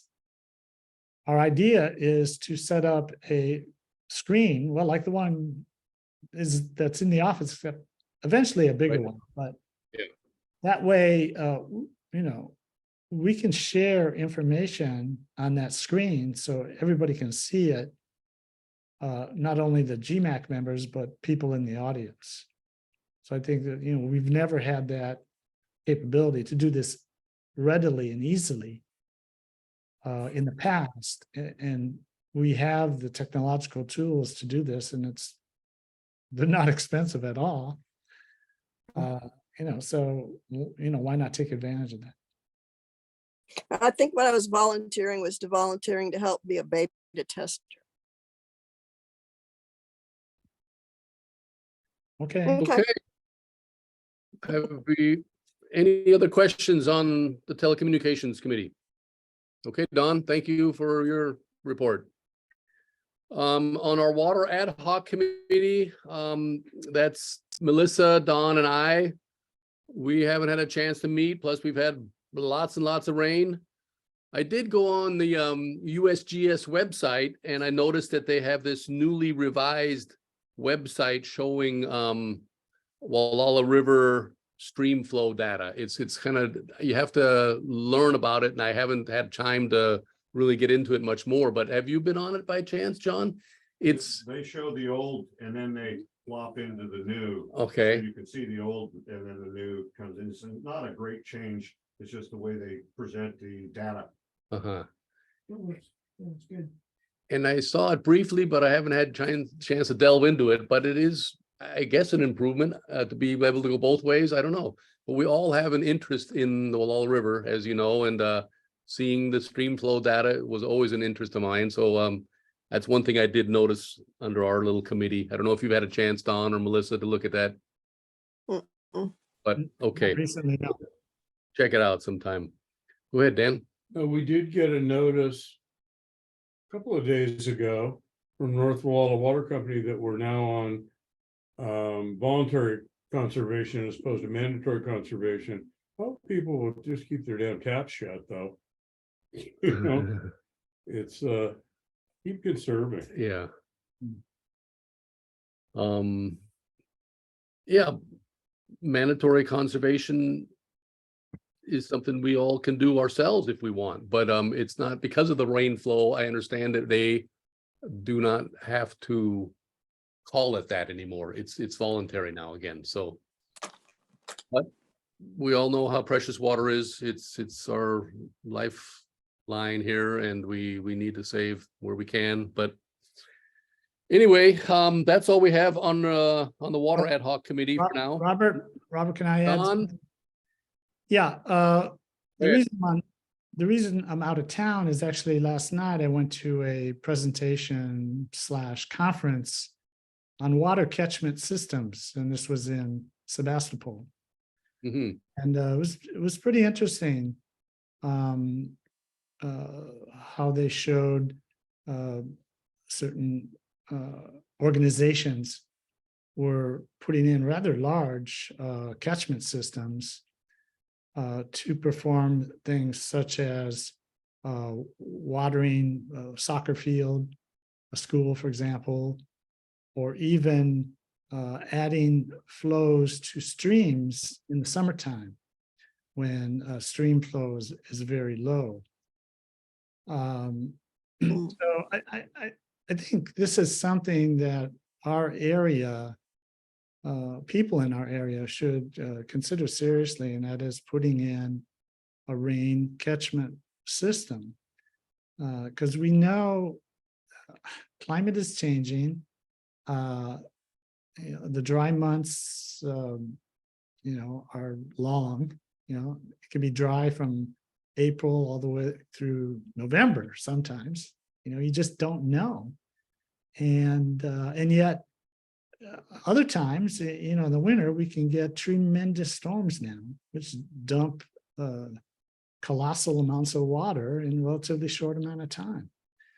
So I think, going forward, the future lies in conserving as much of this water that falls on us as possible to help us through the summer months. I'm not necessarily talking about drinking water, potable water, but just water that you'd capture to use in other ways, watering plants, your garden, washing things outside maybe, in order to sort of reduce the pressure on your existing clean water system, whether that be, for us, North Gualala water, or a well that you might have. So even people with wells really could benefit from rain catchment systems. So, I don't want to go much further here because I need to get into some additional details about these types of systems and how to set them up and things. But at some point, I'm hoping we can provide some real useful information to people in the area about the utility, the usefulness of rain catchment systems. Well, thanks, Don, for attending that and briefing us on that. And you always have good insights on water issues. So thanks for adding that. It's always seems like it's been for decade plus now about capturing the water somehow, whatever use it is. And we could spend so much time on this, but we don't seem to be getting to a point where we can get that done. So we'll keep doing what we can as a committee and bringing things to everybody's attention, and you keep doing your fine work. Okay, Don? Thank you. Okay. All righty. What are we getting to be time-wise? 8 o'clock. Wow. We are on to some new business items. We were going to talk about the possible formation and discussion of 2 new committees. Also, David was going to give us a report on becoming part of the Gualala Community Center Rebuilding Committee. Is that right, David? You want to start off with that, and then I'll mention these other 2 committees we're working on finding some volunteers for. Okay, I'll step over to the right. Okay. You want to sit down or? No, that's why I stand up. So Kevin, as in his role as the presently of Chairman, yeah. the chairman of the Gualala Community Center Board of Directors. Boy, he's a busy guy before taking off on his trip to Japan. I think long story short is this: the board has determined that the 1, 2, 3 year lifetime or cycle to replace the community center is going to exceed the typical 2-year time frame for community center board members. They are allowed to serve for 2 years and they have to step off. And so in order to have continuity from cradle to grave and delivering that refurbished facility, replacement facility, and also to bring in other resources from throughout the community, other knowledge bases, to make sure that the process is visible to the community and engages community input.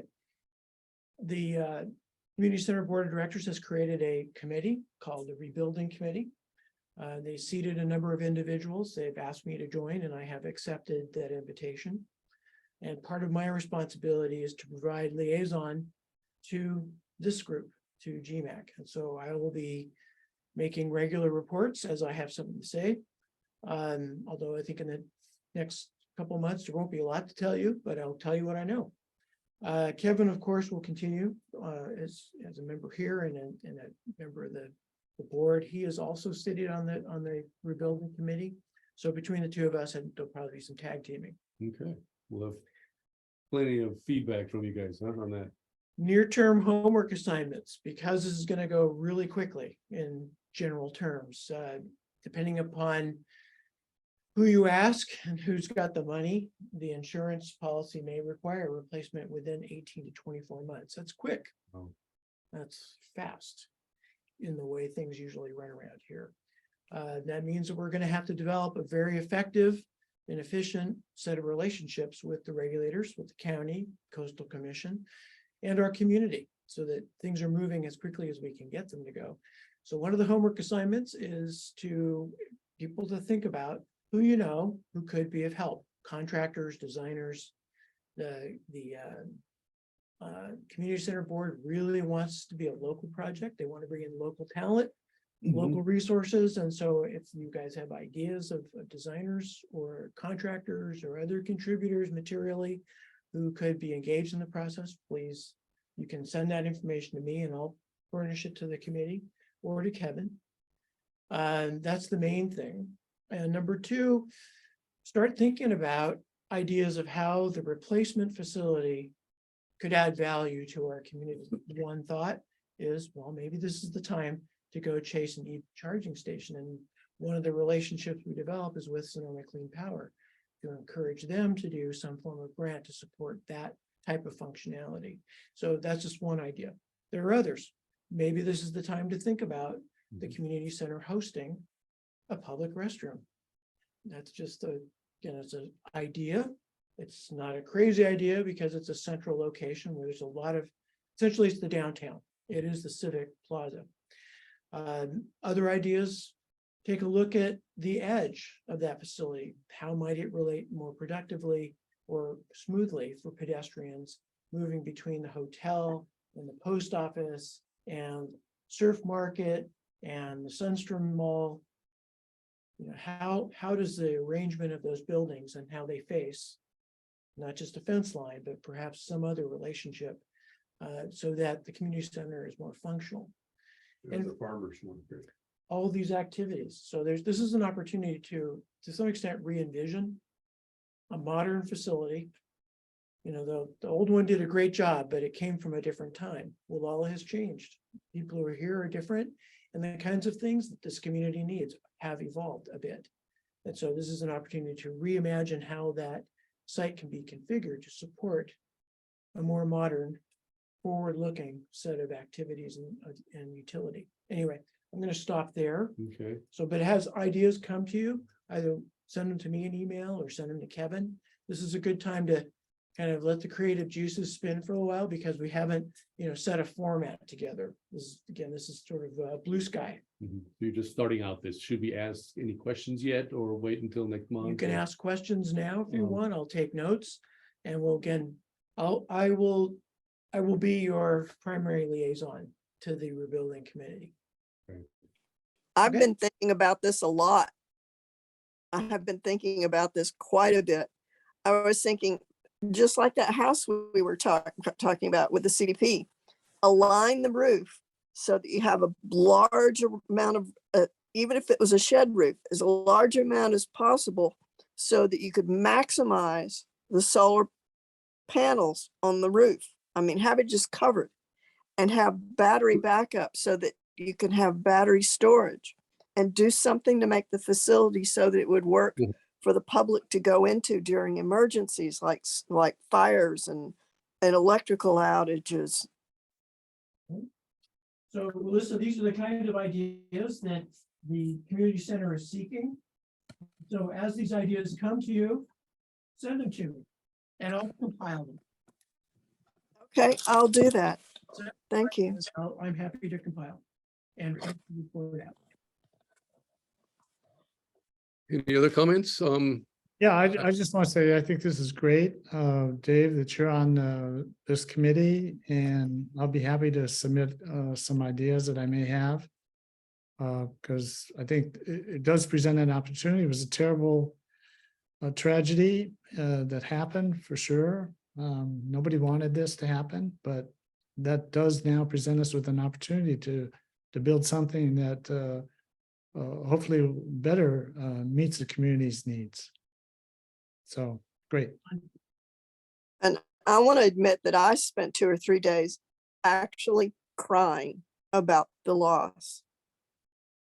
It wasn't until 4 or 5 days or a week later. It seems like it's been months since it happened. It was just very distressing. And then I started thinking of the opportunities.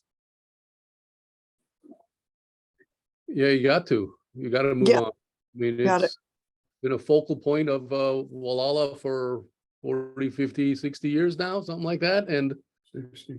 Jesus, it's just a hole in our hearts, man, here in Gualala. Yeah. I Um, just lived there less than 6.5 years. And like I said, I was just bawling. I was just crushed. Like a personal assault on my physical body. It's what it felt like. I'm curious, and I was going to ask Dave this, but it's probably going to be something that's reconstructed in a similar footprint. And it has to go through all the county permitting process with demolition permit and so on and so forth. So I'm sure they're out getting bids probably on that kind of stuff right now, but not yet. Okay, so it'll be nice to hear from David and Kevin every month what the progress might be in getting our community center back. Robert, and my question to you and to Mary, can we put this on the agenda as a standing item, just as a prompt? Since it's central to the community? It could be, yeah.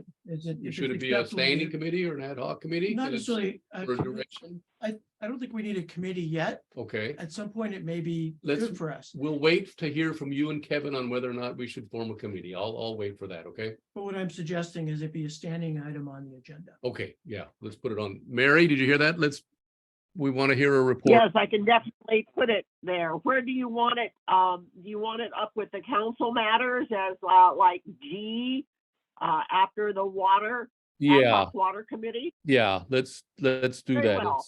That's where I'll put it. Okay, sound okay for now? Okay. Any other input on what David just presented to us? Hearing none, okay, then the other discussion that I wanted to have was on a couple of other committees that we're considering or that I'd like to see us consider, and that would be a local governance committee. And then an LCP, Local Coastal Plan Update Committee. Do any of the council members have any desire to volunteer for a committee like that, or have any input on I think we're stretched thin with a lot of committees here, but it's something of real significance right now and importance to talk about local governance, not to mention the LCP update that the county is going to be going through here in the next 2 years. So I saw that David already was volunteering for one of the two. I wouldn't mind volunteering for the local governance committee. I know Kevin wants to be a part of that. So that's 3 of us right there on the local governance committee. So I'm proposing that we form that committee. We've already filled it with 3 of us. I think that's plenty for now. And then on the LCP update committee, I heard that David wants to be a part of that. Anybody else like to be part of the local coastal plan update committee? What exactly would that entail? Well, the county, we have the local coastal plan for the coastal zone in Mendocino County, and our area, our jurisdictional area would be our boundary of GMAC, which goes from Iverson Road to the Ridge down to the Gualala River. So there's going to be a lot of local input needed from someone on how to update that local coastal plan. That also includes the Gualala Town Plan, Hmm. certain Yeah. degree, no? We don't need to populate the committee yet. Okay, So the county, let me do a quick update. Just a quick update for everybody. I hope you got the materials I sent around, and Mary, thanks again for pushing that stuff out again. And I have some more information to offer the group, but it's gonna take the county probably another month to conclude the contracts with the state in order to have money to again, for staff time. It'll probably take another, let's see, another 3 to 4 months to get consultants under contract. So it's going to be a bit of a slow start. Once it lights off, there's going to be these big slugs of activity, and then they'll go quiet. And then big slugs of activity, and they'll go quiet. But for the moment, I don't think we need to populate a committee. okay, I can, if you're okay and comfortable, I'll continue to, again, act as liaison. I'll bring information to this group okay, when we meet on a monthly basis, or if something comes my way in correspondence, I'll push it out to everybody, so there's no Brown Act issues. But to Okay. answer your question, Melissa, what's involved? At the front end, it's going to be convening public engagement and participation. So town halls, possibly focus groups. I don't have a clear sense of the county's expectations of its scope or the type of lift and amount of presence it's going to have in the South Coast. I'm encouraging the county to be very present, or to figure out ways for some of us to be very present on a continuing basis throughout the planning process. So initially it's outreach, input, engagement, and then at some point, I'm hoping that the community will have a role in plan formation. And as studies generate information and changes in policy, changes in approaches and methodology is drafted, that we have an active role in that drafting process. And then eventually there'll be a California Environmental Quality Act impact study. There'll be a public review period. We can help there, convening and making sure there's access. And there'll be a draft plan, a draft LCP update at some point. And that too will be on the street, and we can help with outreach. So a lot of it's going to be outreach, and I'm hoping though to get a seat at the table in a technical role. Thanks for all that, David. It reminds me, it just triggered something in my memory banks about how Sonoma County is going through their local coastal plan update and how involved that was. I would get online and look into that every once in a while and read up on it and educate myself, but it's a long drawn out process, right? I mean, It won't be done until 2026, 25, 26 timeframe. It's going to take some time. Maybe shorter period of time in Mendocino County than Sonoma County. I don't know. It's hard to know, but I think one thing you can be very confident that Mendocino County will not have the muscle that Sonoma County was able to bring to bear. Right. We don't have the budget, won't have the, it's just not, it's going to be a smaller vehicle. It's not going to be a Mack truck. It's going to be a Volkswagen. Okay. So let's just get real about what Mendocino County can do. It's going to get a grant of a couple $1 million, but that's going to go primarily to fund staff time, and they need it. Yeah. So what I'm hoping is that we get enough access that all the smart people here in this community, people who have a vested interest, and people who also have perspective, can add value in a way that's very efficient for the county. We're not looking for ways to suck time and money out of the process. We want to make a meaningful and constructive contribution. Right. So that's the type of interface I'm going to be asking the county to build for us. I just don't know the answer yet. But along those lines, for those of you who are interested in learning more about it, the Grassroots Institute up in Fort Bragg convened a webinar on December 3rd last year with Julia Krogh, the planning director, and she explained for the Grassroots Institute and people who were connected to that webinar what they had in mind, what the intent was, what the grant application had in it, and their initial approach for doing the update. That recording is at the Grassroots Institute website, and there's a set of notes that they transcribed also. If you want I can send an email with the link Mhm. to you all. And Mary, what you can do is put it in the minutes so it's available to the public. I'd be happy to. Okay, I'll read it now for those who are taking notes.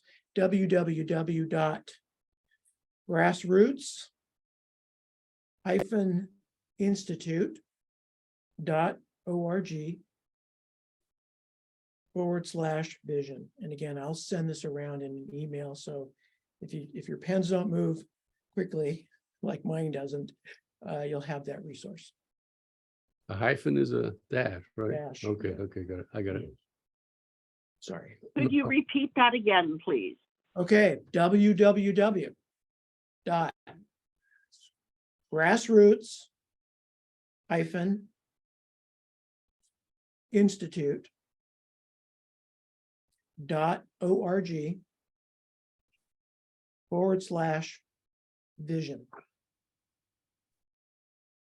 So you'll have to dig around- /what?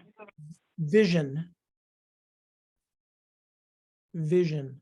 Thank you. Sure, and you'll have to root around toward the bottom of the page and you'll see there'll be a link. There's an image that describes the December 3rd, 22 webinar with the county planning department. So it's a resource. It's good. I didn't wade through the 2 hours of show, but the notes are useful. They cover the gamut. I think it's important for us to keep an eye on it. I'll help with that.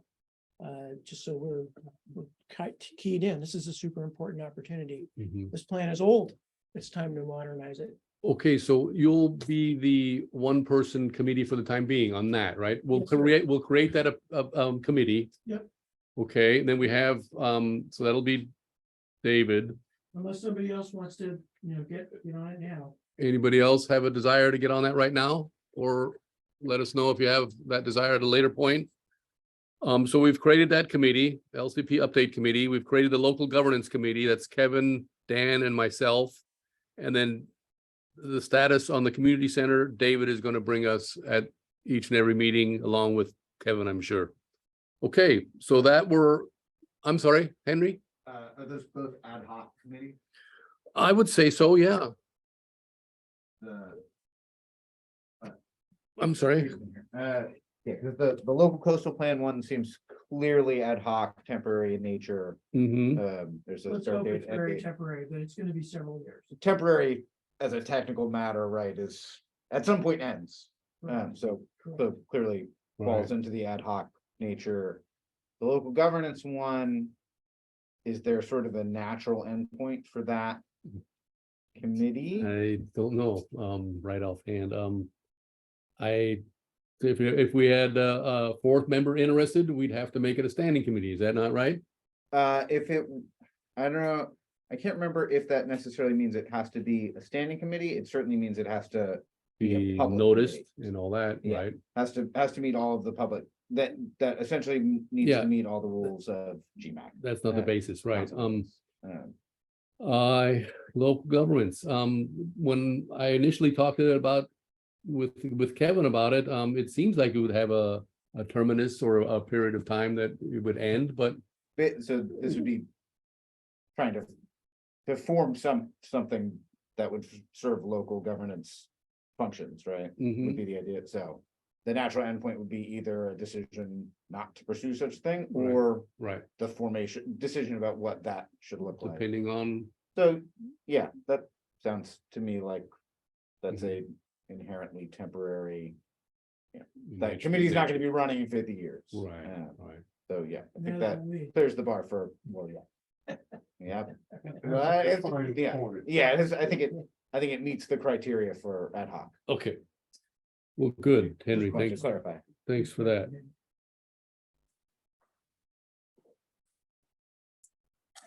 Okay, we've come to a point where we don't have any permit review assignments. No, Robert, you missed discussion on possible action Oh, at future meeting. Sorry about that, yeah. Under the new committees. Okay, let's get to that point. Sorry about that, jumping over that. As I stated at the beginning of the meeting, this was kind of a stopgap measure here to try to have a meeting for our applications that we had pending here before us and to have some continuity with our GMAC meetings. So we chose this public spot. We are continuing to look for future meeting locations. We've had many suggestions, but one that Kevin brought up, I remember, because he talked to the new owner of the Cypress Village condominiums up here, or the Cypress Village commercial condominiums. And apparently that Action Network site was sounded like a pretty good place to have public GMAC meetings. Where else? Where should we have these? We have to make a decision as a council, we feel, or I feel that need input from you all so we can come to a regular meeting place again. Is there any chance we could meet in the hotel? I thought about that and I should pursue that. Could Yes. you just check in? I think it'll be a wonderful spot. It'd be a Okay. kick in the butt. Sorry. I it'd think- be really- Where was that? I did not We were hear. just talking about the Gualala Hotel. And it's Hotel. like a community center in a way. It's such a central focal spot in this community. I mean, give me some feedback. What do you all think here? Would It that be? has it has some nice big rooms there. I will pursue it on my own if I can get together with the owner and ask him, okay, if you'd like me to, but that's one suggestion and that's glad. I'm glad you brought it up, David. It's been on my mind too. Action Network, where else? Well, Arts. It's a little bit further removed, but I think it should be right on our Highway 1 stretch here, but I don't know. It's just my thought. How big is your V-Nay space? I've never been inside. Vine is large. Mendovini is about 30 by 40. So Not that's that big. 1,200 square feet. We've had our Brown Act seminars there before. And it was, well, that's just a smaller group of us, but it can hold up to 40 people at a given time. It doesn't have place for an audience. It's more like a little cafe. Right. But it has a very big public area in the front, in the living room, so to say, area by the fireplace. It's full of couches and chairs. There's Oh, no, that's personal property. That can be moved. That we Oh. can change that around. We can make that into a bunch of chairs like at the community center. But anyway, we've got 4 items now, right? Gualala Arts, I heard. Gualala Hotel. Mendovine, Action Network. What's the Action Network space like? I haven't actually been in the wall. I've been in there Oh. and it's a pretty decent space and there's chairs and tables and everything ready to go. So I don't think we need to bring anything in other than any audio or video equipment that we might want to set up. I think that space is the best of all that were mentioned. The Gualala Hotel, I'd be surprised if they'd let us do it, number one. Number two, what if at some point the owner's going to want to do something with that place, you know? And if we're going to be out of the community center for, I would say, at least 2 years, Right. maybe Gualala Hotel would work for a few months. And then we'd have to look for another place. So I don't know. Okay. I think if we can work with the Action Network location and get a consistent place there to be for the next couple of years, I think that'd be the best. There's parking. Everything's there, chairs, tables, it's all there. where is the location? It's where you have the Cove Azul restaurant that's upstairs, back behind there going towards the residential. It's off of Cypress Way, Oh, okay. Highway 1 there. Yeah, Melissa, you could walk there. I walked by there just today. We also have to look at the monetary end of things, right? How is the county what is the county? I don't remember what the deal was with the community center, but I thought it was fairly reasonable. What do you guys think along those lines? It's gotta be relatively inexpensive, right? And Gualala Arts is not cheap. Rent out that space. We have to, we have to talk to Greg, the new owner of the place there. Greg, have you met him, Don? I've only talked to him on the phone, but, Who's that? the owner of, the Cypress Village, commercial condominiums space there. Is that Action Network space? Is that still retained by Action Network? I don't think so. I think it's empty. Is it not, Don? Well, that I don't know. AA Oh. meets there. What was that, Mary? AA meets there. Alcoholics Anonymous. It's Okay. their space. It's AA owns the space, or Action Network does and gives it over to AA? No, Action Network moved out of there about 1.5, 2 years ago, into their Point Arena offices. They own that property there. Yeah, I wasn't sure if they retained rights. to it. And I'm sure that the owner would be available and amenable, but Alcoholics Anonymous meets there.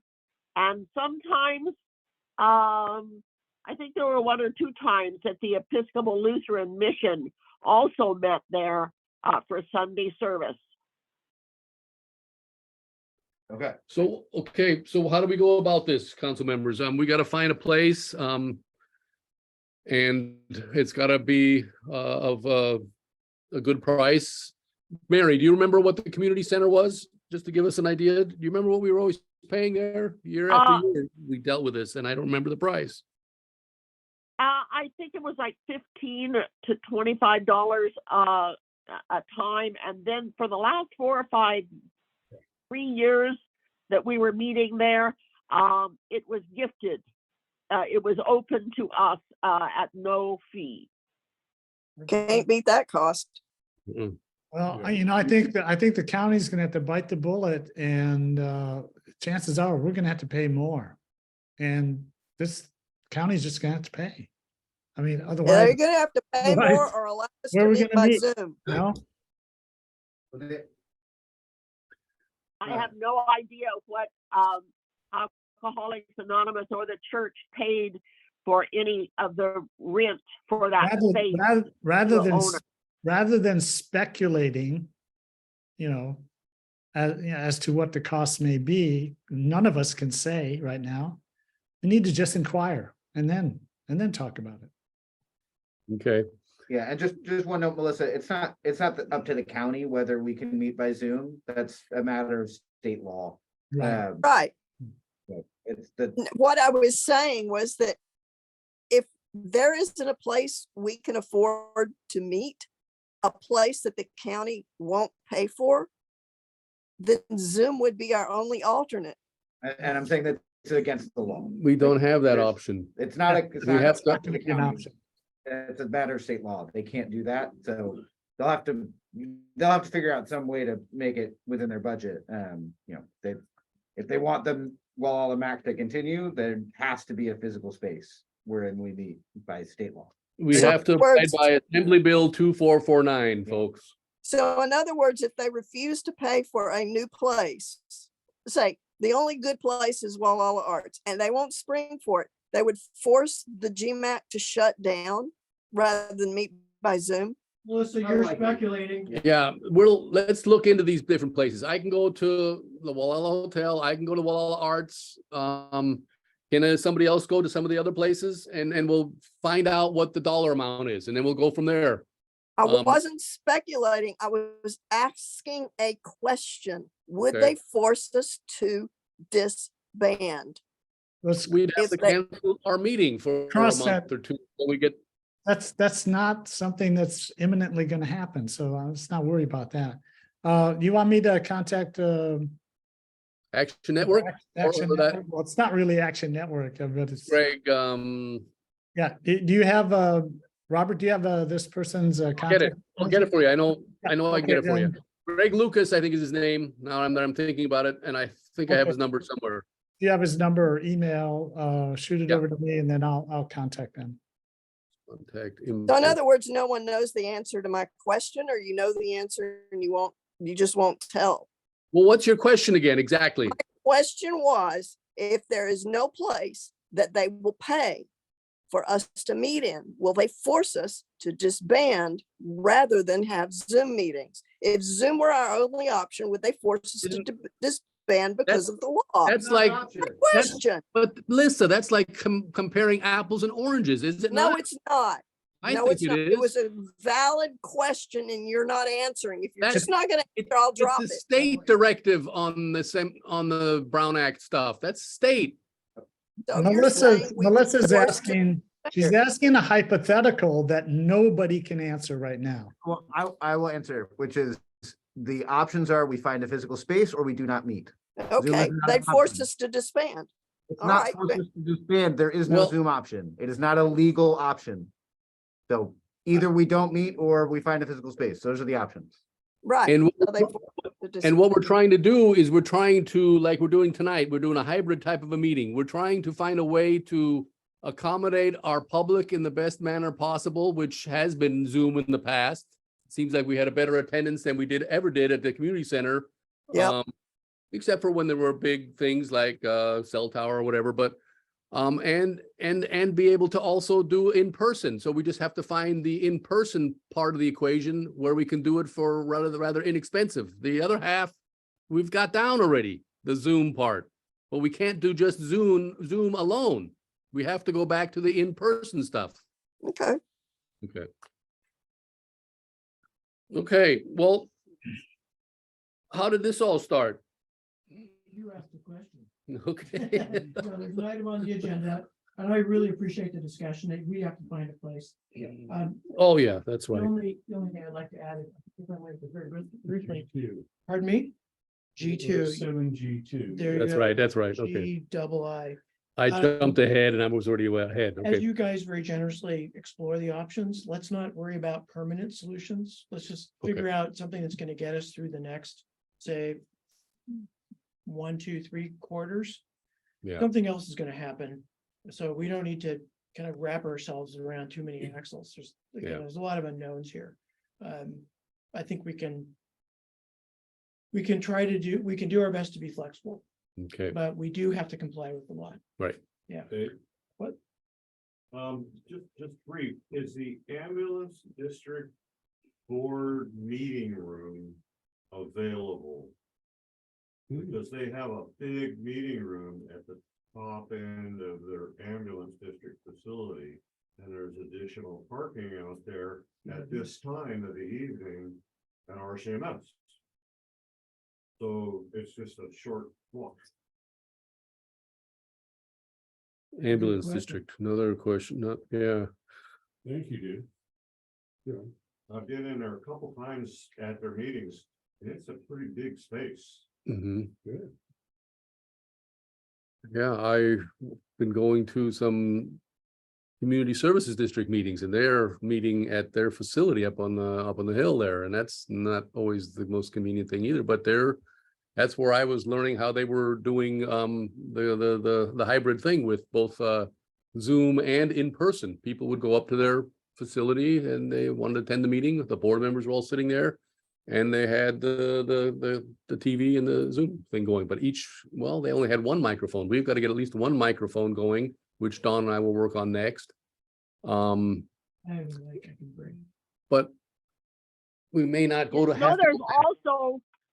there's also the Baptist Church and Mary Star of the Sea. Those are both large open buildings. I don't know if they'd be open to a large meeting like the CalTrans meeting is going to be big for the Streetscape. Yeah.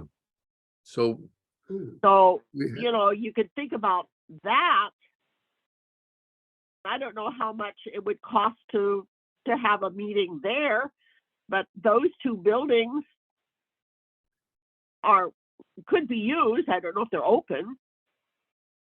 Okay, we've got quite a few ideas here, but as you said, Mary, when we have a bigger topic such as the CalTrans presentation of the streetscape or any other big topic, we need a bigger facility, whereas when we have our regular monthly meetings and we have a relatively small agenda, we could use a space as small as we're in tonight with only one audience member, but we never know that.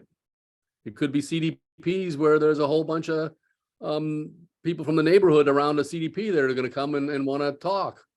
So we gotta get something that's works both ways. I don't know. Action Network seemed like a good idea.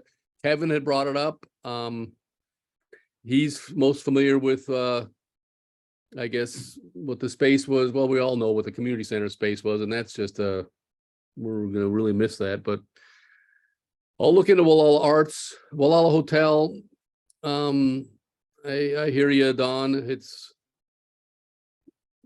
that gentleman is looking to make something happen there at some point. I don't know. It's good we talked about it. We have to find something in the interim between now and April and for the big event. And that's what we got to try to solve at the moment. And we can hopefully do that during the month of March.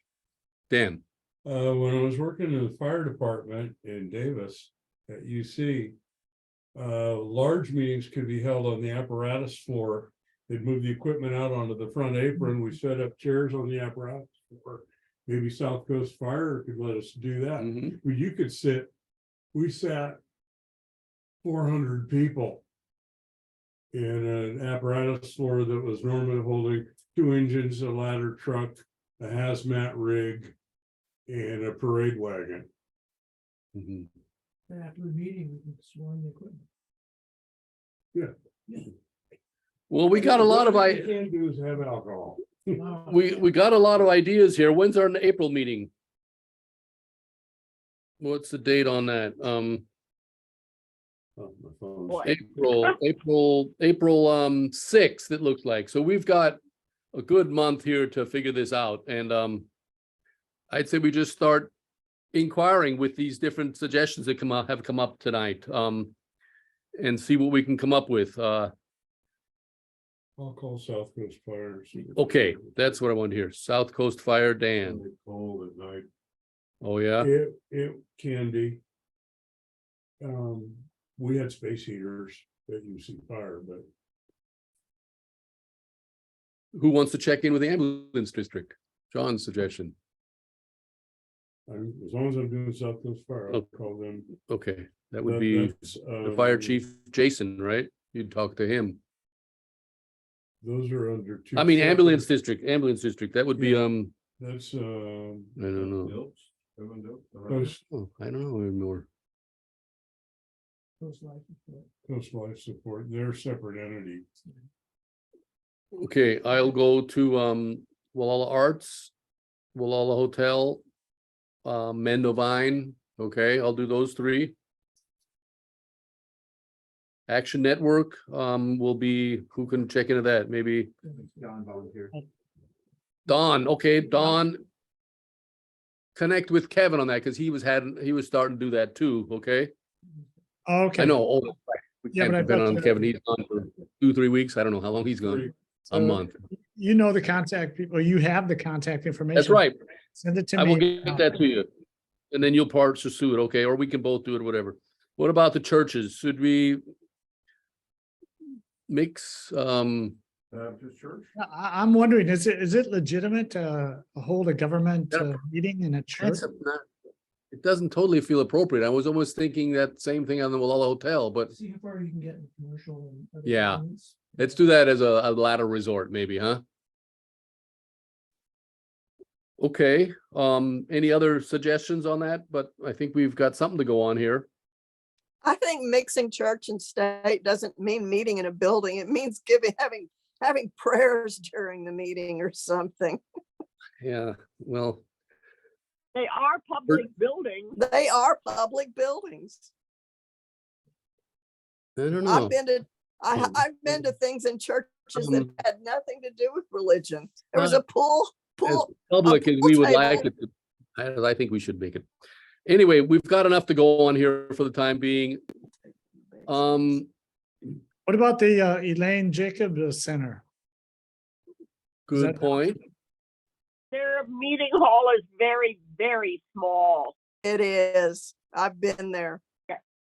The sewer I district, don't know the if you community get services maybe district used to meet 15 there. people in there, maybe 20. That's it. That's generous. I'd say 12. Well, we've had, when Action Network met there, we've had maybe 15 people in there, but it was a stretch. Oh, okay. When the board met there and we had our annual meetings with the staff, 15 was a stretch. Okay. Okay, forget that. Okay, well, let's communicate and see what we can find out, okay? All right, move on to number 8, permit review assignments. We don't have any. Council members' comments. Do we have any additional comments tonight from any of the council members? Dan? Since I got volunteered to be treasurer, Uh-huh. I was looking at the paperwork that's been submitted to me, and it has come to my attention that Mary is underpaid. And I think rather severely. She's at minimum wage, and she's certainly doing more than a minimum wage rate job. Mhm. And I think we need to look at giving the lady a raise.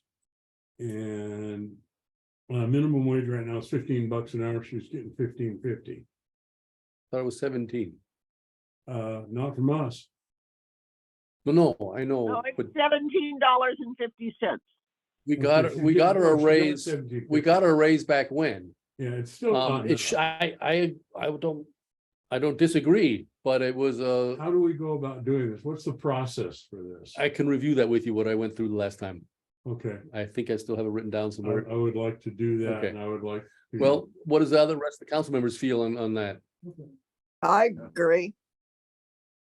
Don? What the county allowed? Yeah, I think we should look into that. I think she deserves, Yeah. the better pay, sure.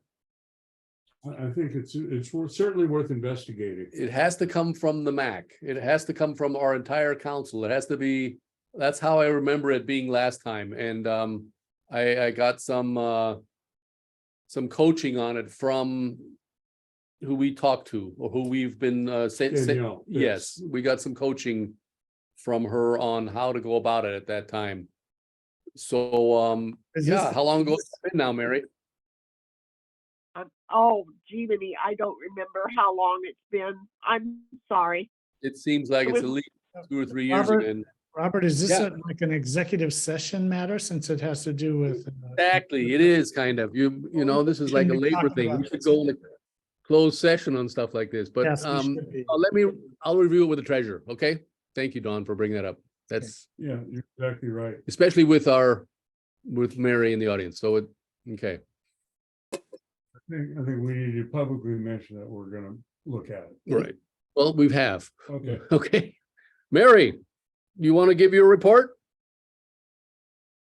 Yes, Okay, my report is I worked 25.9 hours in February. Materials were $1.80 for a total of $440.85. okay, thank you, Mary. And that has been submitted. And I have submitted that.